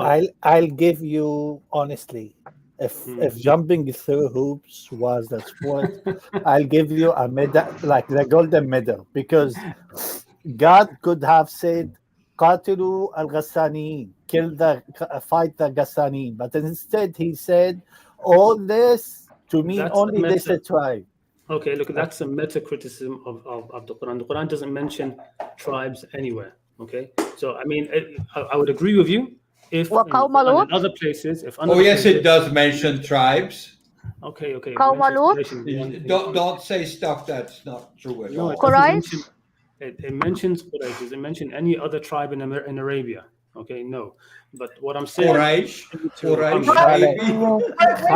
Khalid, this is honestly, this is the weakest thing you said in No, all Yeah. these no, sessions. look. Honest, I'm honest. Like some Yeah, of I the know, I things, know, I I agree know. with you. Some of the things I agree with you when we were talking about verse number 12. I could concede that what you said is rightful interpretation. It's one of the things you could look at the verse and say, yeah, it's correct. But this is like instead of Can saying, you repeat to me It's what stretching. I'm saying? Yeah, It's stretching. this is No, because repeat that to me, one what did you understand from what I said? from this verse, it means fight those who are they don't believe. Let me look at the verse quick. They don't believe in God and last day, okay, and they don't believe what God said and His prophet. And you meant by His prophet, yeah. Prophet could be any prophet, not Muhammad. No, their own prophet. Well, no, his messenger refers specifically to Muhammad. So Yeah. fight all the people of the book, all the Jews, all the Christians who do not believe in Muhammad. And they don't believe the right religion from those, from those who ought, they got the book, right? Did they give the jizya? And this all what we said talked about only apply to one tribe in Quraysh. No, I'm talking. Okay, that's where we go muddled up. So I was bringing in the historical narrative as well. Okay, if you want to ignore that, right? If you want to ignore that, right? If you want to just focus on just this verse, what it says, okay, without understanding who is meant at the time, fine. Okay, but what I'm saying about this verse is that it's talking about, well, I would say, I mean, the phrase I'm using is nominally Christian, right? Nominally people of the book. But it also applies to literally devout Christians as well, because they don't As forbid. Muslims, They actually. they don't forbid what Muhammad forbade. They don't believe in Muhammad. They don't pay the alms. Yeah, they. So you're supposed to fight. You're supposed to fight the vast majority of Christians. I can't think of any Christian that would fall into the category of what you would not fight. So this covers all the Trinitarians.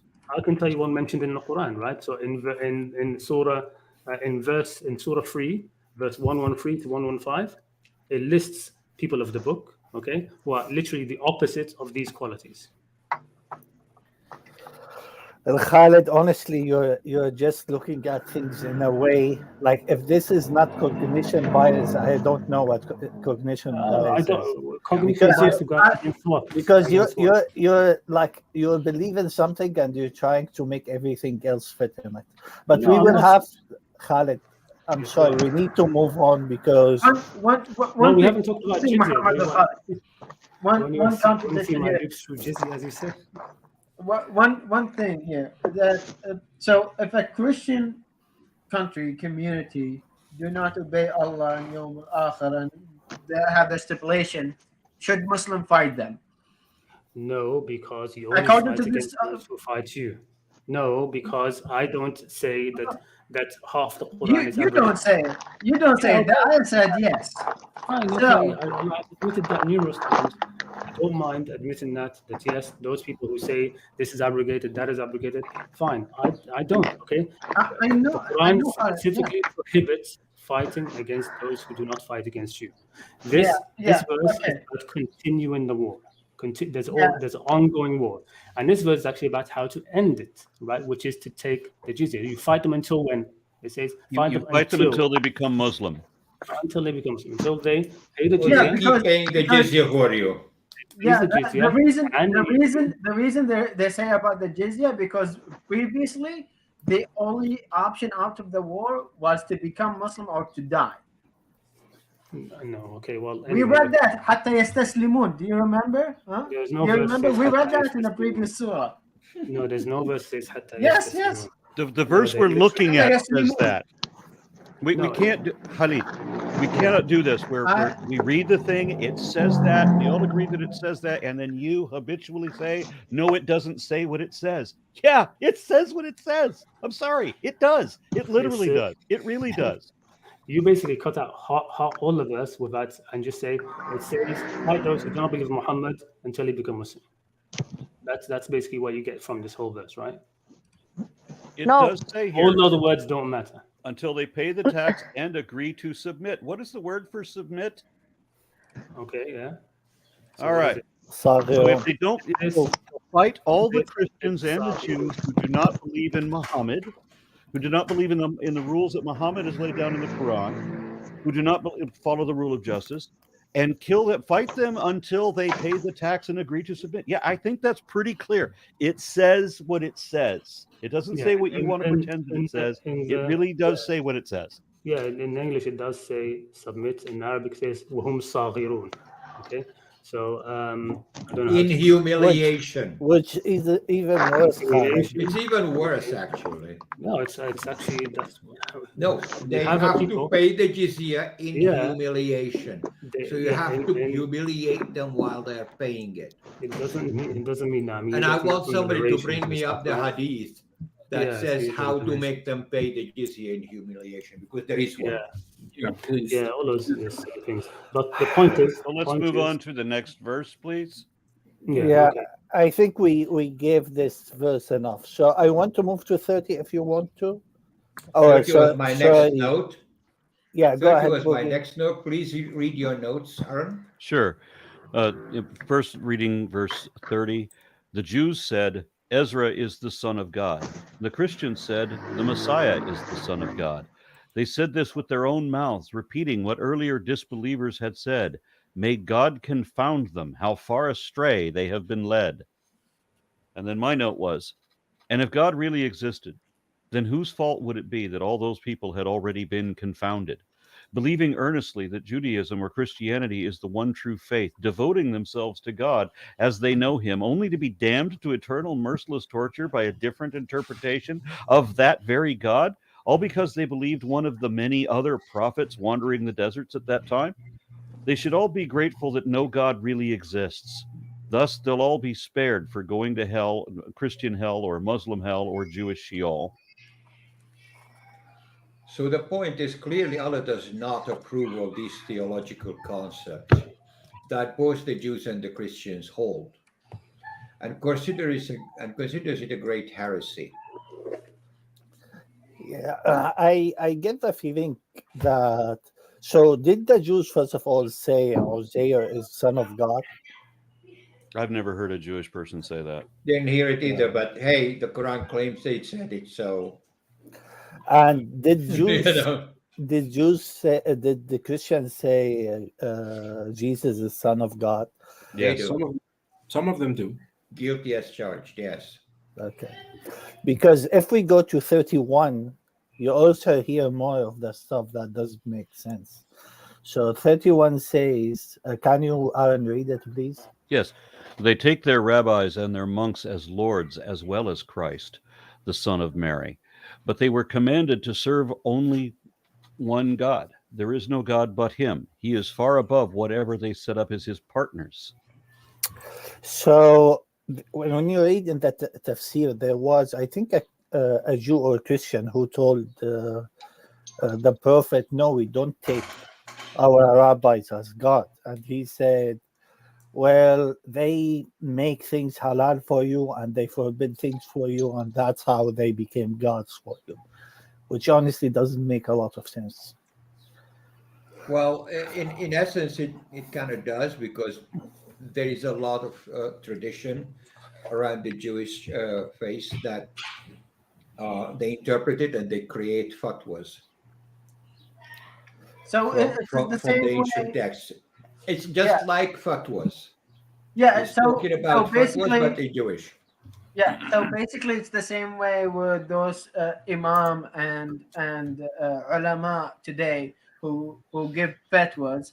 So they are now Muslims now are not Muslim because they follow the ulama and fatwa.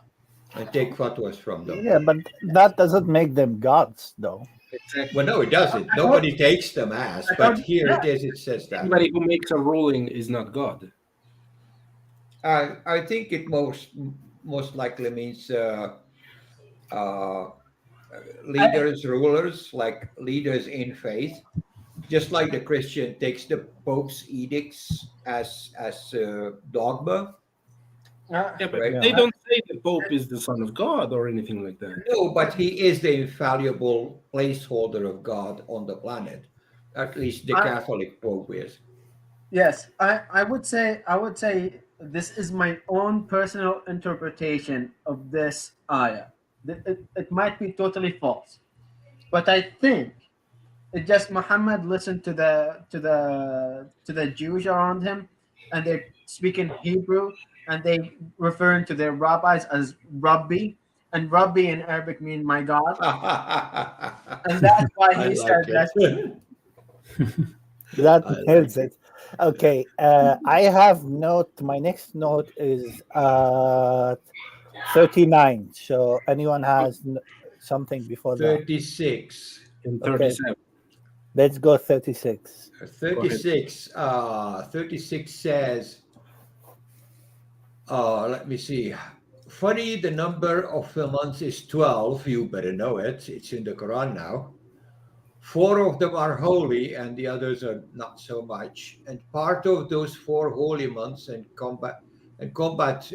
apart from these 4 holy months, then combat the unbelievers in general, as the fight you are in general to do how that Allah is with the believers. So that's 30, 30, 36. 36, So 37. 36 reiterates what I've been saying. So it says, قاتلوا المشركين كافة كما يقاتلونكم كافة.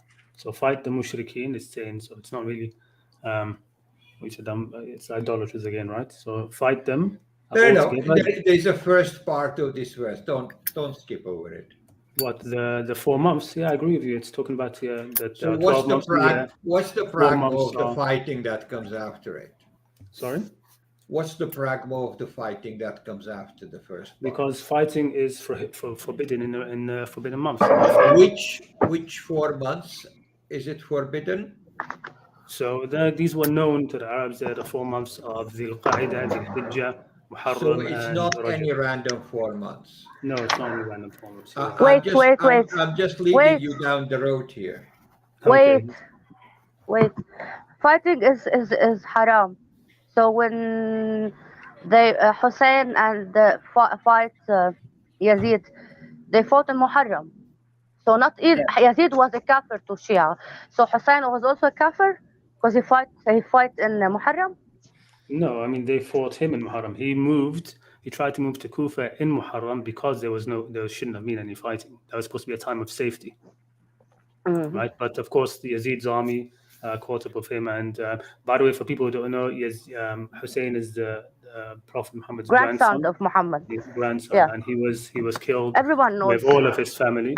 I don't think some of you might not know. He was killed with all of his family by Yazid, the grandson of Abu Sufyan. And this is what I was mentioned before, how Quraysh gained ascendancy.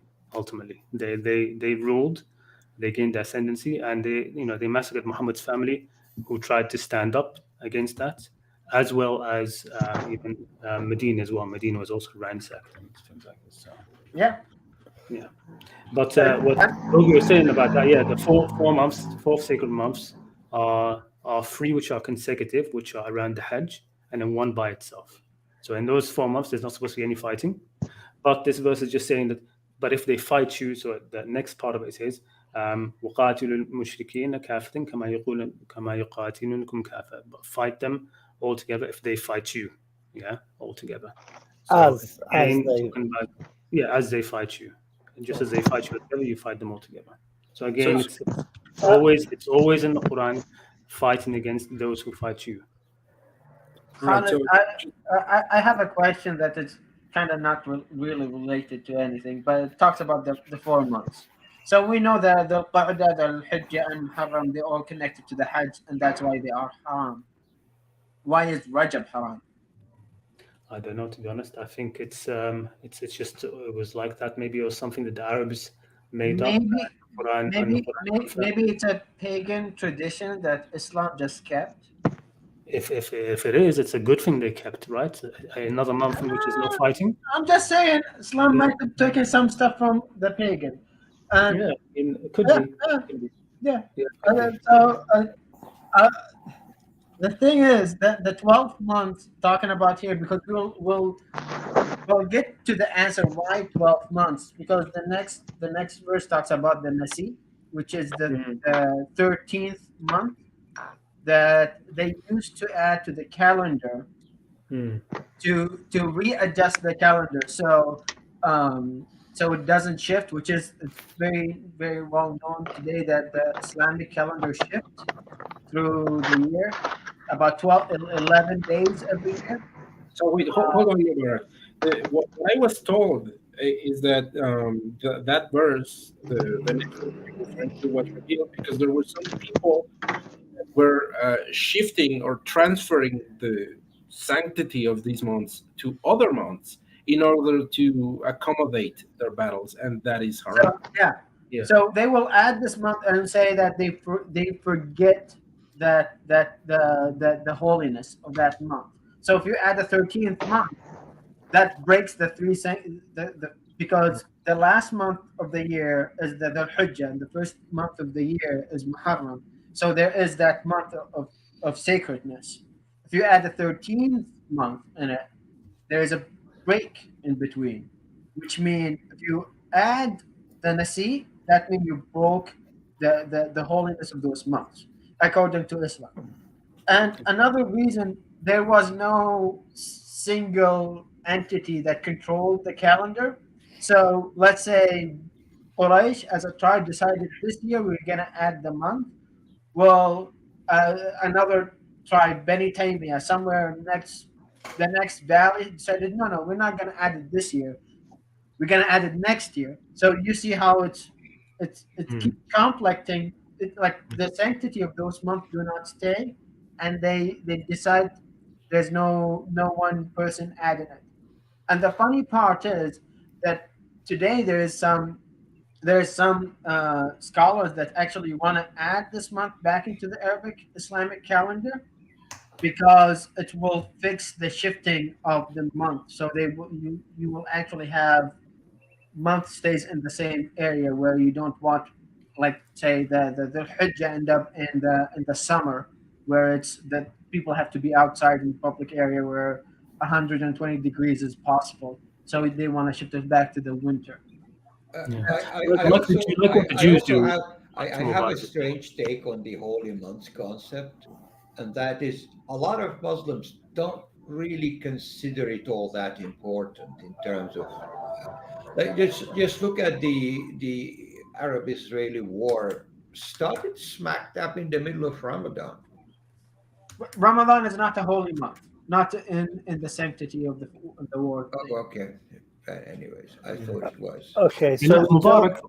yeah, sorry, go ahead. Mubarak. Very interesting. You mentioned that I didn't think you'd know about this. Basically, this is like it's a modern thing where they're talking about the 13th month. I mean, as far as I know, it's a modern thing. What Antoine was saying is generally the normal understanding, which is it isn't that a 13th month is added, but you know, it's just that they shift around the sanctity of the sacred month because they want to fight. So let's say they want to attack a certain people, and it's in the middle of the sacred month. So Quraysh would have their sort of like head priest say, "Okay, I'm gonna forget it. I'm gonna move it to another time." And then they fight. That's verse But- number 37. And the problem yeah. is 36 actually specifies the number of months to be 12. So Yeah, I yeah, never heard. exactly. good luck fixing the calendar. after Actually, this. I don't know if anybody knows about this, but what Mubarak mentioned, this is, I think, what the Jews do as well. They have a solar lunar calendar, where what they do is they, like you said, they add in 1 month, one sort of lunar month every few years to readjust the calendar, and that's what some Muslims are saying should be reintroduced. They think that's how it used to be, and that needs to be reintroduced. Whereas the main thing is what Antoine mentioned, which is that this verse is talking about how some people used to shift around the sacred months in order to be able to fight. Okay, so that was actually, we talked about 37. That's what you're talking about. Yeah. Anyone has more notes before we move on?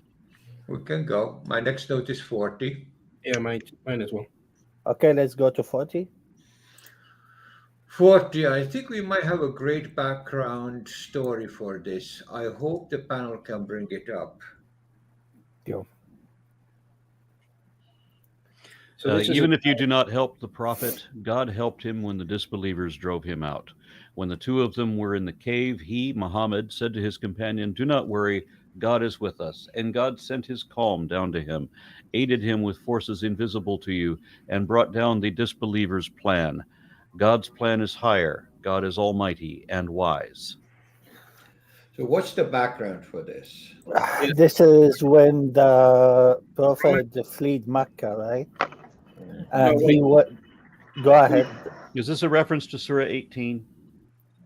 Yes, so the Yeah. spider and the thing, Yeah. spider web. So yes, so he fled with Abu Bakr, and they went inside a cave.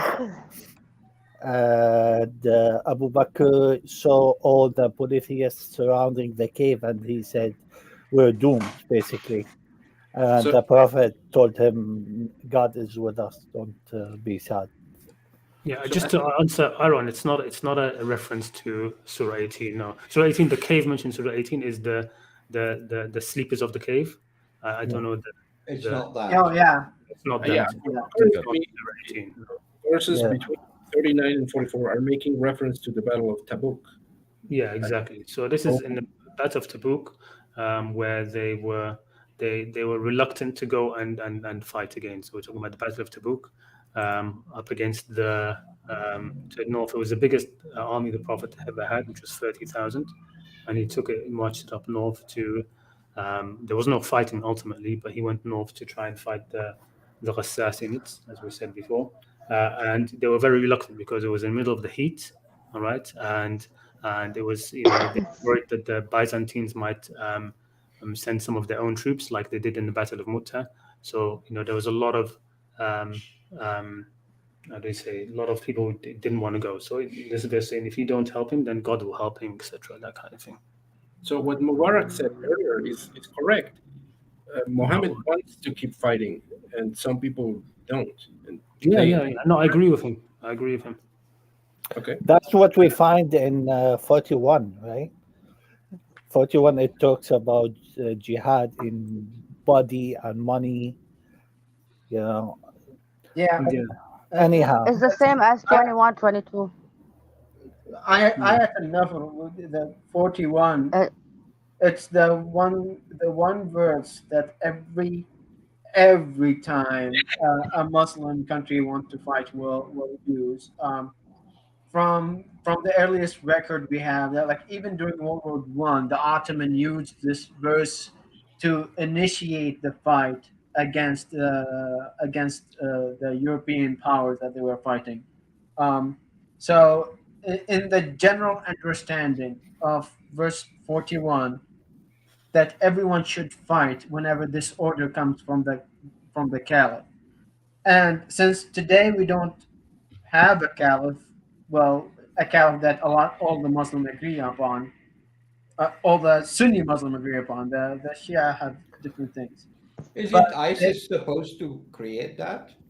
they they're supposed to, but they don't agree. But the majority of Muslims don't agree on them. So again, and that's the thing is that the further you come from the empire of Muhammad, the less united the Muslim become, and it's just like any other history of empires, they fall apart. Yes, sir. So 44, unless I know someone has something before that. I would say that 42 it talks about that. I agree with her that talks about that because it was too far for them. They didn't want to fight, but if it was a close thing, they would fought. They would have went and fought. But at the same time, it seems that when you have so much versus repeating that you should fight, that means the majority of people did not want to fight. Yes, because we Yeah. see that in 44 and 45. So Yep. 45 says those who ask you not to fight, those who are they don't believe in God and the last day and they have doubts in their hearts. I wanna Are mention you another are super you chat? insinuating that these are the munafiqun? Eh? Yes. They are. Wow. Why? I want to Okay. mention another super chat, Ms. Templeton, for $10. Thank you very much for that. Okay, next. I do have a note on 43. Yep. So my note is as follows. This ayah is proof that the Quran was written by God and not invented by Muhammad, because it doesn't make sense that he is reprimanding himself. Oh no, So that happens a lot. So he's there's criticizing himself, and that doesn't make sense. Yeah, no, I- so Allah forgive you, Muhammad, for giving them the permission not to go fight. See, what happened is some people came and asked for permission not to fight, and then more people came and asked for permission not to fight. So Muhammad was like, "Oh shit! Now if I give them the excuse, everyone will ask for excuse because they don't want to fight." So Yeah, he's like, okay, I take it back. Well, I can't say I take it back, so Allah have to take it back. yes. And we see this in the Quran every time because every time Muhammad does something he like turns against him, he uses Allah for it. Allah is doing the heavy lifting again. Exactly. He adopted a son and then he fell in love with his daughter-in-law. So now he cannot marry her because it's his daughter-in-law. Oh, we'll annul the adoption. We will annul the wedding. Now you could marry her and you could have. And So now, have we made fun of Allah and His Prophet in the last 10 days of Ramadan incidentally? I do all the time. Ramadan is gone now, I think. But look, No, yeah, not yet, unless you have your own interpretation of Ramadan. no. So yeah, I mean, what Antoine is saying about this is, of course, these verses are talking all about what happened. You know, if they had wanted, they would have come out with you. Those who do, you know, who believe in God, they would not have sought your permission, etc., etc. So these were verses that were revealed after the expedition was already over. Okay, after it was already over, and it shows it. I mean, you're saying what you said, Bryce. So I think one of the things it shows here is that Muhammad was always, and it did happen. He just let his instinct was, you know, you don't want to fight. You're making excuses. Fine, okay. But the verse is saying, "Afallahu anka lima adhinta." Why are you giving them permission until at least you know the people who are truthful with their excuses, why they don't want to fight, and those who are lying. Okay, so don't give permission to people who make lying excuses, right?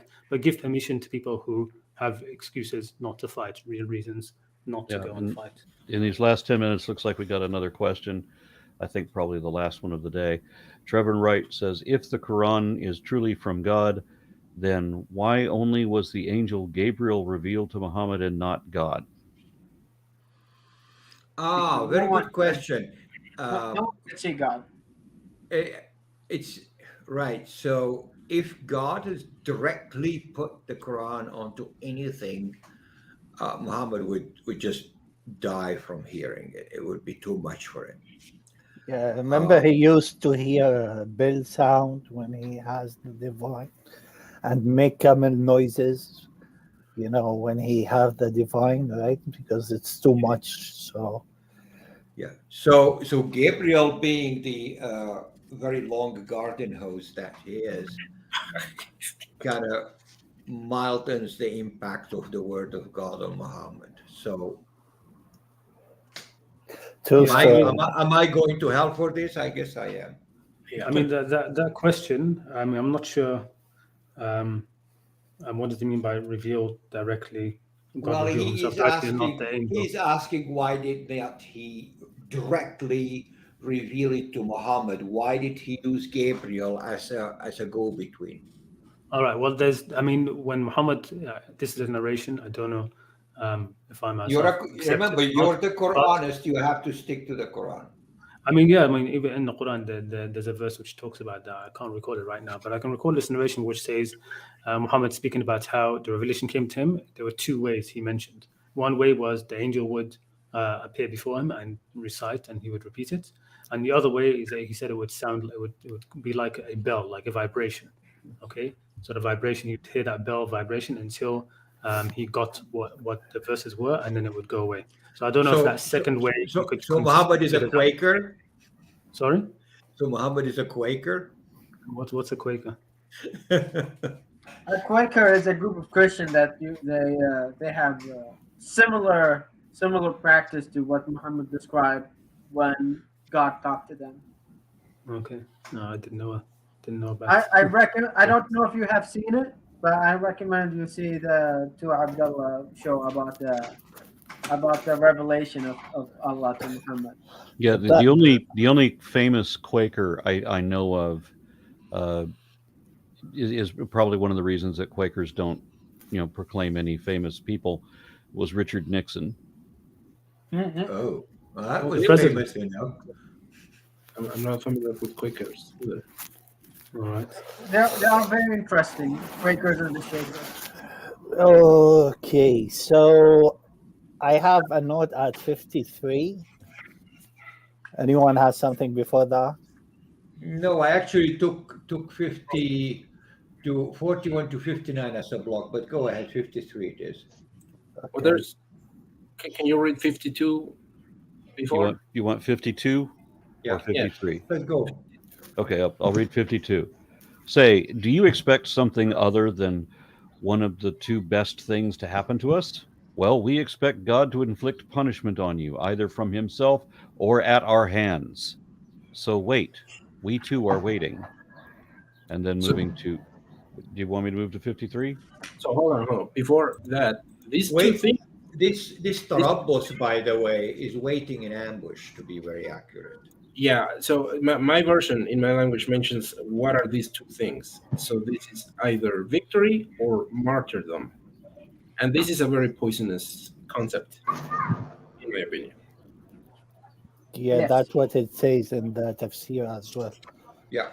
And Tarabbos is basically to wait in ambush. Yeah, and then the second part of that verse say for them that they are either gonna be punished by the Muslims' hand or by God.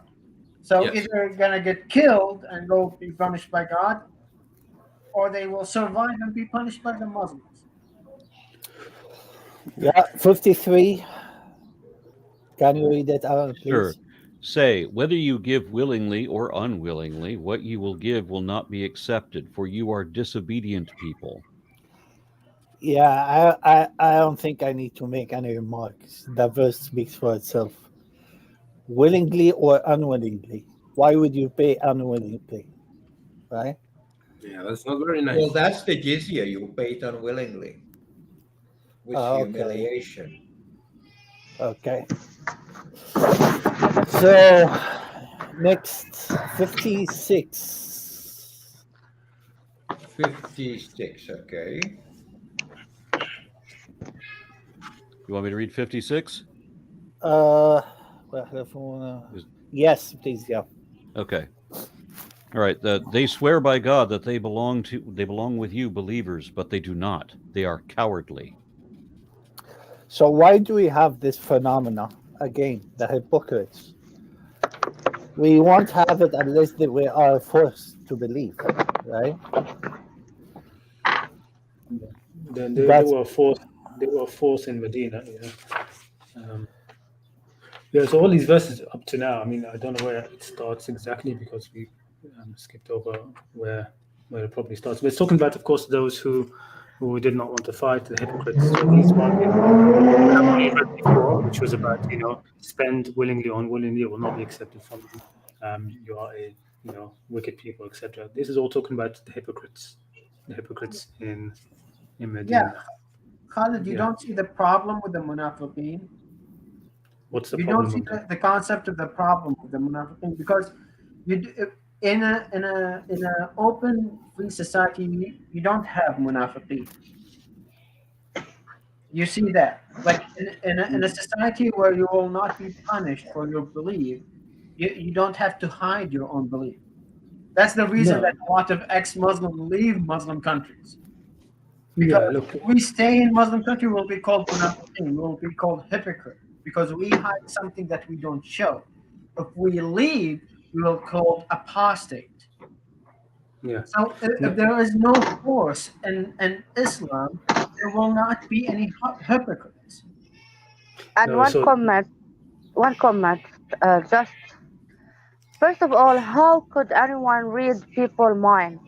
So how would we know if they're minhum or not, from them or not? Second of all, people who were saying that they believe in God and swear in the name of God, and they really don't believe, they were afraid for their lives. Right? When Muslims do it, they call it taqiyya, and when non-Muslim do it, they call it hypocrisy. Yes, sir. Okay. So your question, Mubarak, no, I mean this is being a hypocrite in these verses. Okay, it's not the only reason to enter to pretend to have faith to all of this. It's not only just because you've been forced. Okay, so this goes back to that. I mean, we'll see it when it comes to the. Why do they have to pretend? Why do they have to pretend? Because they're for afraid what for they their want to lives. do. Well, Diana, please let Khalid say. Why do they have to pretend? No, what do they want to do? Okay, so they pretend for faith in this case as subterfuge. Okay, right now when the sort of like the Muslims are in the position of power, the Muslims are the thing. Okay. If you want to be, if you like, Yeah. for example, let me give you a clearer example. Probably a clear example. Now, let's say somebody wants to run to become a president of the United States, right? No president, I think, is ever going to become a president in America unless he is a Christian. Doesn't matter if he himself believes or not. Okay, so Why? to be a Christian, to be the president of America, you have to be a Christian. No, Have Who to be. said so? Yeah, No. there you is don't there is you don't- nothing. In fact, No, I'm the not talking government about- is pro. Abraham Wait. Lincoln was not a Christian. Was not. Wait, Yes. it's like let me In fact, the make government, it easier. The government Khalid. of the United States is prohibited Khalid, by the Khalid. Constitution to make a Khalid. religious test for public office. They are Bogi. actually, it's in the Constitution. I Bogi. understand that. Okay, I'll make it easier for you. In in Lebanon, you have to be a Christian Maronite to be a president. Go ahead. That's an example. Okay, yeah. So you have to be a Christian to be an example. Maronite. Yeah. Maronite. Christian specific. Maronite. Yeah. Okay, yeah. So I mean, there's an example. If you want to be the president, you have to pretend to be that. Okay. So But there are reasons. no. Here's the question: are they want to be the president? It's not just about wanting to be the But that's president. not So the I'm giving situation, you. is it, Khalid? Khalid, I'm it's giving not you the an example. There's a spectrum. You can't just say either you want to be a president and so you become a hypocrite, or you will never become a hypocrite. Okay? No. Reasons. No, that's not the point. The point is, why in their daily life do they have to become hypocrites? What do you mean? Do they have to become hypocrites in their daily Well, life? they have to pretend to be Muslim in their daily life, don't they? Because convince- they were if they want afraid to for convince their others- lives. if they want to convince others that they are Muslim and so have positions of Why? leadership, Yeah. being authority, then yes, they're going to do that. Okay, Do- and it mentions okay. وَلَا يَأْتُونَ الصَّلَاةَ إِلَّا هُمْ كُسَالَى. Right? Oh, They do not come to that prayer except lazily. So they come. They don't really want to be there, but they yes. want to put on a show. Okay. Yes. You want The to say reason no? they They're want to putting put on on a a show. show because Muhammad said that if he knows that some people sleep in there and don't attend the prayers, and he wanted to kill them, burn their houses, and the only reason he stopped, he said, because people will say Muhammad is killing his followers. Yeah, Because look, they I don't know that. I attend know the- those narrations. Those You, narrations. Yeah. Look, this. you know that narration. So Yeah, the it has. problem is not that they want to pretend to be leaders. The problem is that they are not allowed to practice anything except Islam.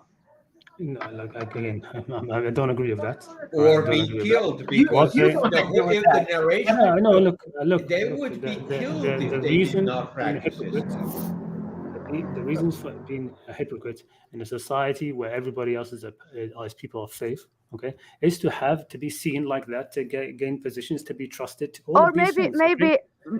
It's not. Khalid, It's not a religious Khalid, coercion. might they be It might is be 100% might a is there a religion. possibility is there a possibility that some of them some were afraid for their life? No. Another possibility, is there a possibility that they are pretending to be Muslims so they don't pay jizya? No, jizya is not on hypocrites, right? So But now you're mixing it up with the people of the book. Why are you diverting the question like this? This is not what she asked you. No, but she asked about jizya, about some yeah, subject. because Which if is you're not Christian, you have to pay jizya. Right, if they just said no, Right, we're so, look, Christian, they'll pay the jizya- hold jizya on. then. Hold on, jizya is to be paid by what do you call it? The Ahlul Kitab, right? Now Yeah. you're stringing Yeah, me. Ahlul Kitab. All right, okay? I've just been So- hit with a question, which is kind of awkward because we're over time, and we're still not done. I got Prophet of the Tardigrades just offered 99 Mexican pesos, saying verse 49 is funny because it makes reference to a horny guy named Jad. Can people in the panel explain it? And then we will end there. 49. 49. What? I think he's having you on or something.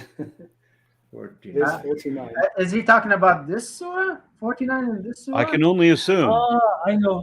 Yeah, I know what he's talking about. Go on, Muhammad. You lay it in. So, okay, I have the tafsir next to me. Let me try to read it in Arabic first. ومنهم من يقول Yeah, ائذن لي ولا yeah. ولا تفتني ألا في الفتنة لا تفتني. تفتني ألا في الفتنة سقطوا وإن جهنم لمحيطه بالكافرين. So that in the tafsir it says there قال رسول صلى الله عليه وسلم لجد bin Qais, the Prophet said to a person called Jad bin Qais, do you want to fight this year Bani al-Asfar, the people of the yellow?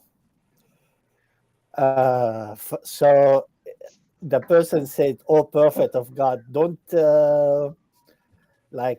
please give me excuse not to fight, because my people know there's no one like me who like the women like me, and I fear for myself if I see the people of the yellow, I won't be able to restrain myself. Yeah, that's a valid excuse, dude. It's about But it just shows you how lame he is, trying just not to go to war, giving any excuse, right? Well, people try to avoid going to war by any means possible. Obviously. I know. So, on that note, next week it is here in the United States. Next week is Mother's Day, but most people that are doing anything for Mother's Day will be doing it in the afternoon. If we're all good to do Mother's Day, or we're talking about May 8th at the usual time, then we can do the next one. We're pretty close to halfway through this. Yes. So that's progress. We could possibly do the other half, ideally next week. But Maybe if we by don't the end do, of May. if we're not done on Monday, because the weekend after that, I'll be in London, and the weekend after that, I'll be in London, and then so I won't be back here, and I don't know if I'll be available either of those Sundays, because I can make next week. I just can't estimate. Which London? What's that? Which London? Well, London, Texas, of course. Oh God! I was about to London, ask, right what are you next doing in door to London? you too. Yeah. So I'm gonna be a little over a week in London, and I won't be back here until the 29th. So if we don't get done on the 8th, we won't be able to finish until the 29th. People in Kentucky are really No disappointed right now. We have Yeah. a London here in Ontario too. So Right. Yeah, I just had to cancel a gig in Kentucky, unfortunately, because there was a conflict of scheduling. I'm sorry to say. But anyway. All right. So I will see you guys next week. Thank you very, very much for all involved. Okay. All right. okay, and happy Bye. Eid for all the Muslims everywhere. Because it's coming up. Free will. By the time you finish this surah watching, Today is a what it will day? be Eid. It's already Right. Eid for us. It's where I am. right already happening. you Yeah, know. it's already Yep. Eid where I am. Today was the last day of fasting. All right. Okay. Okay, have a good one, everyone. Bye. Thank you. Peace.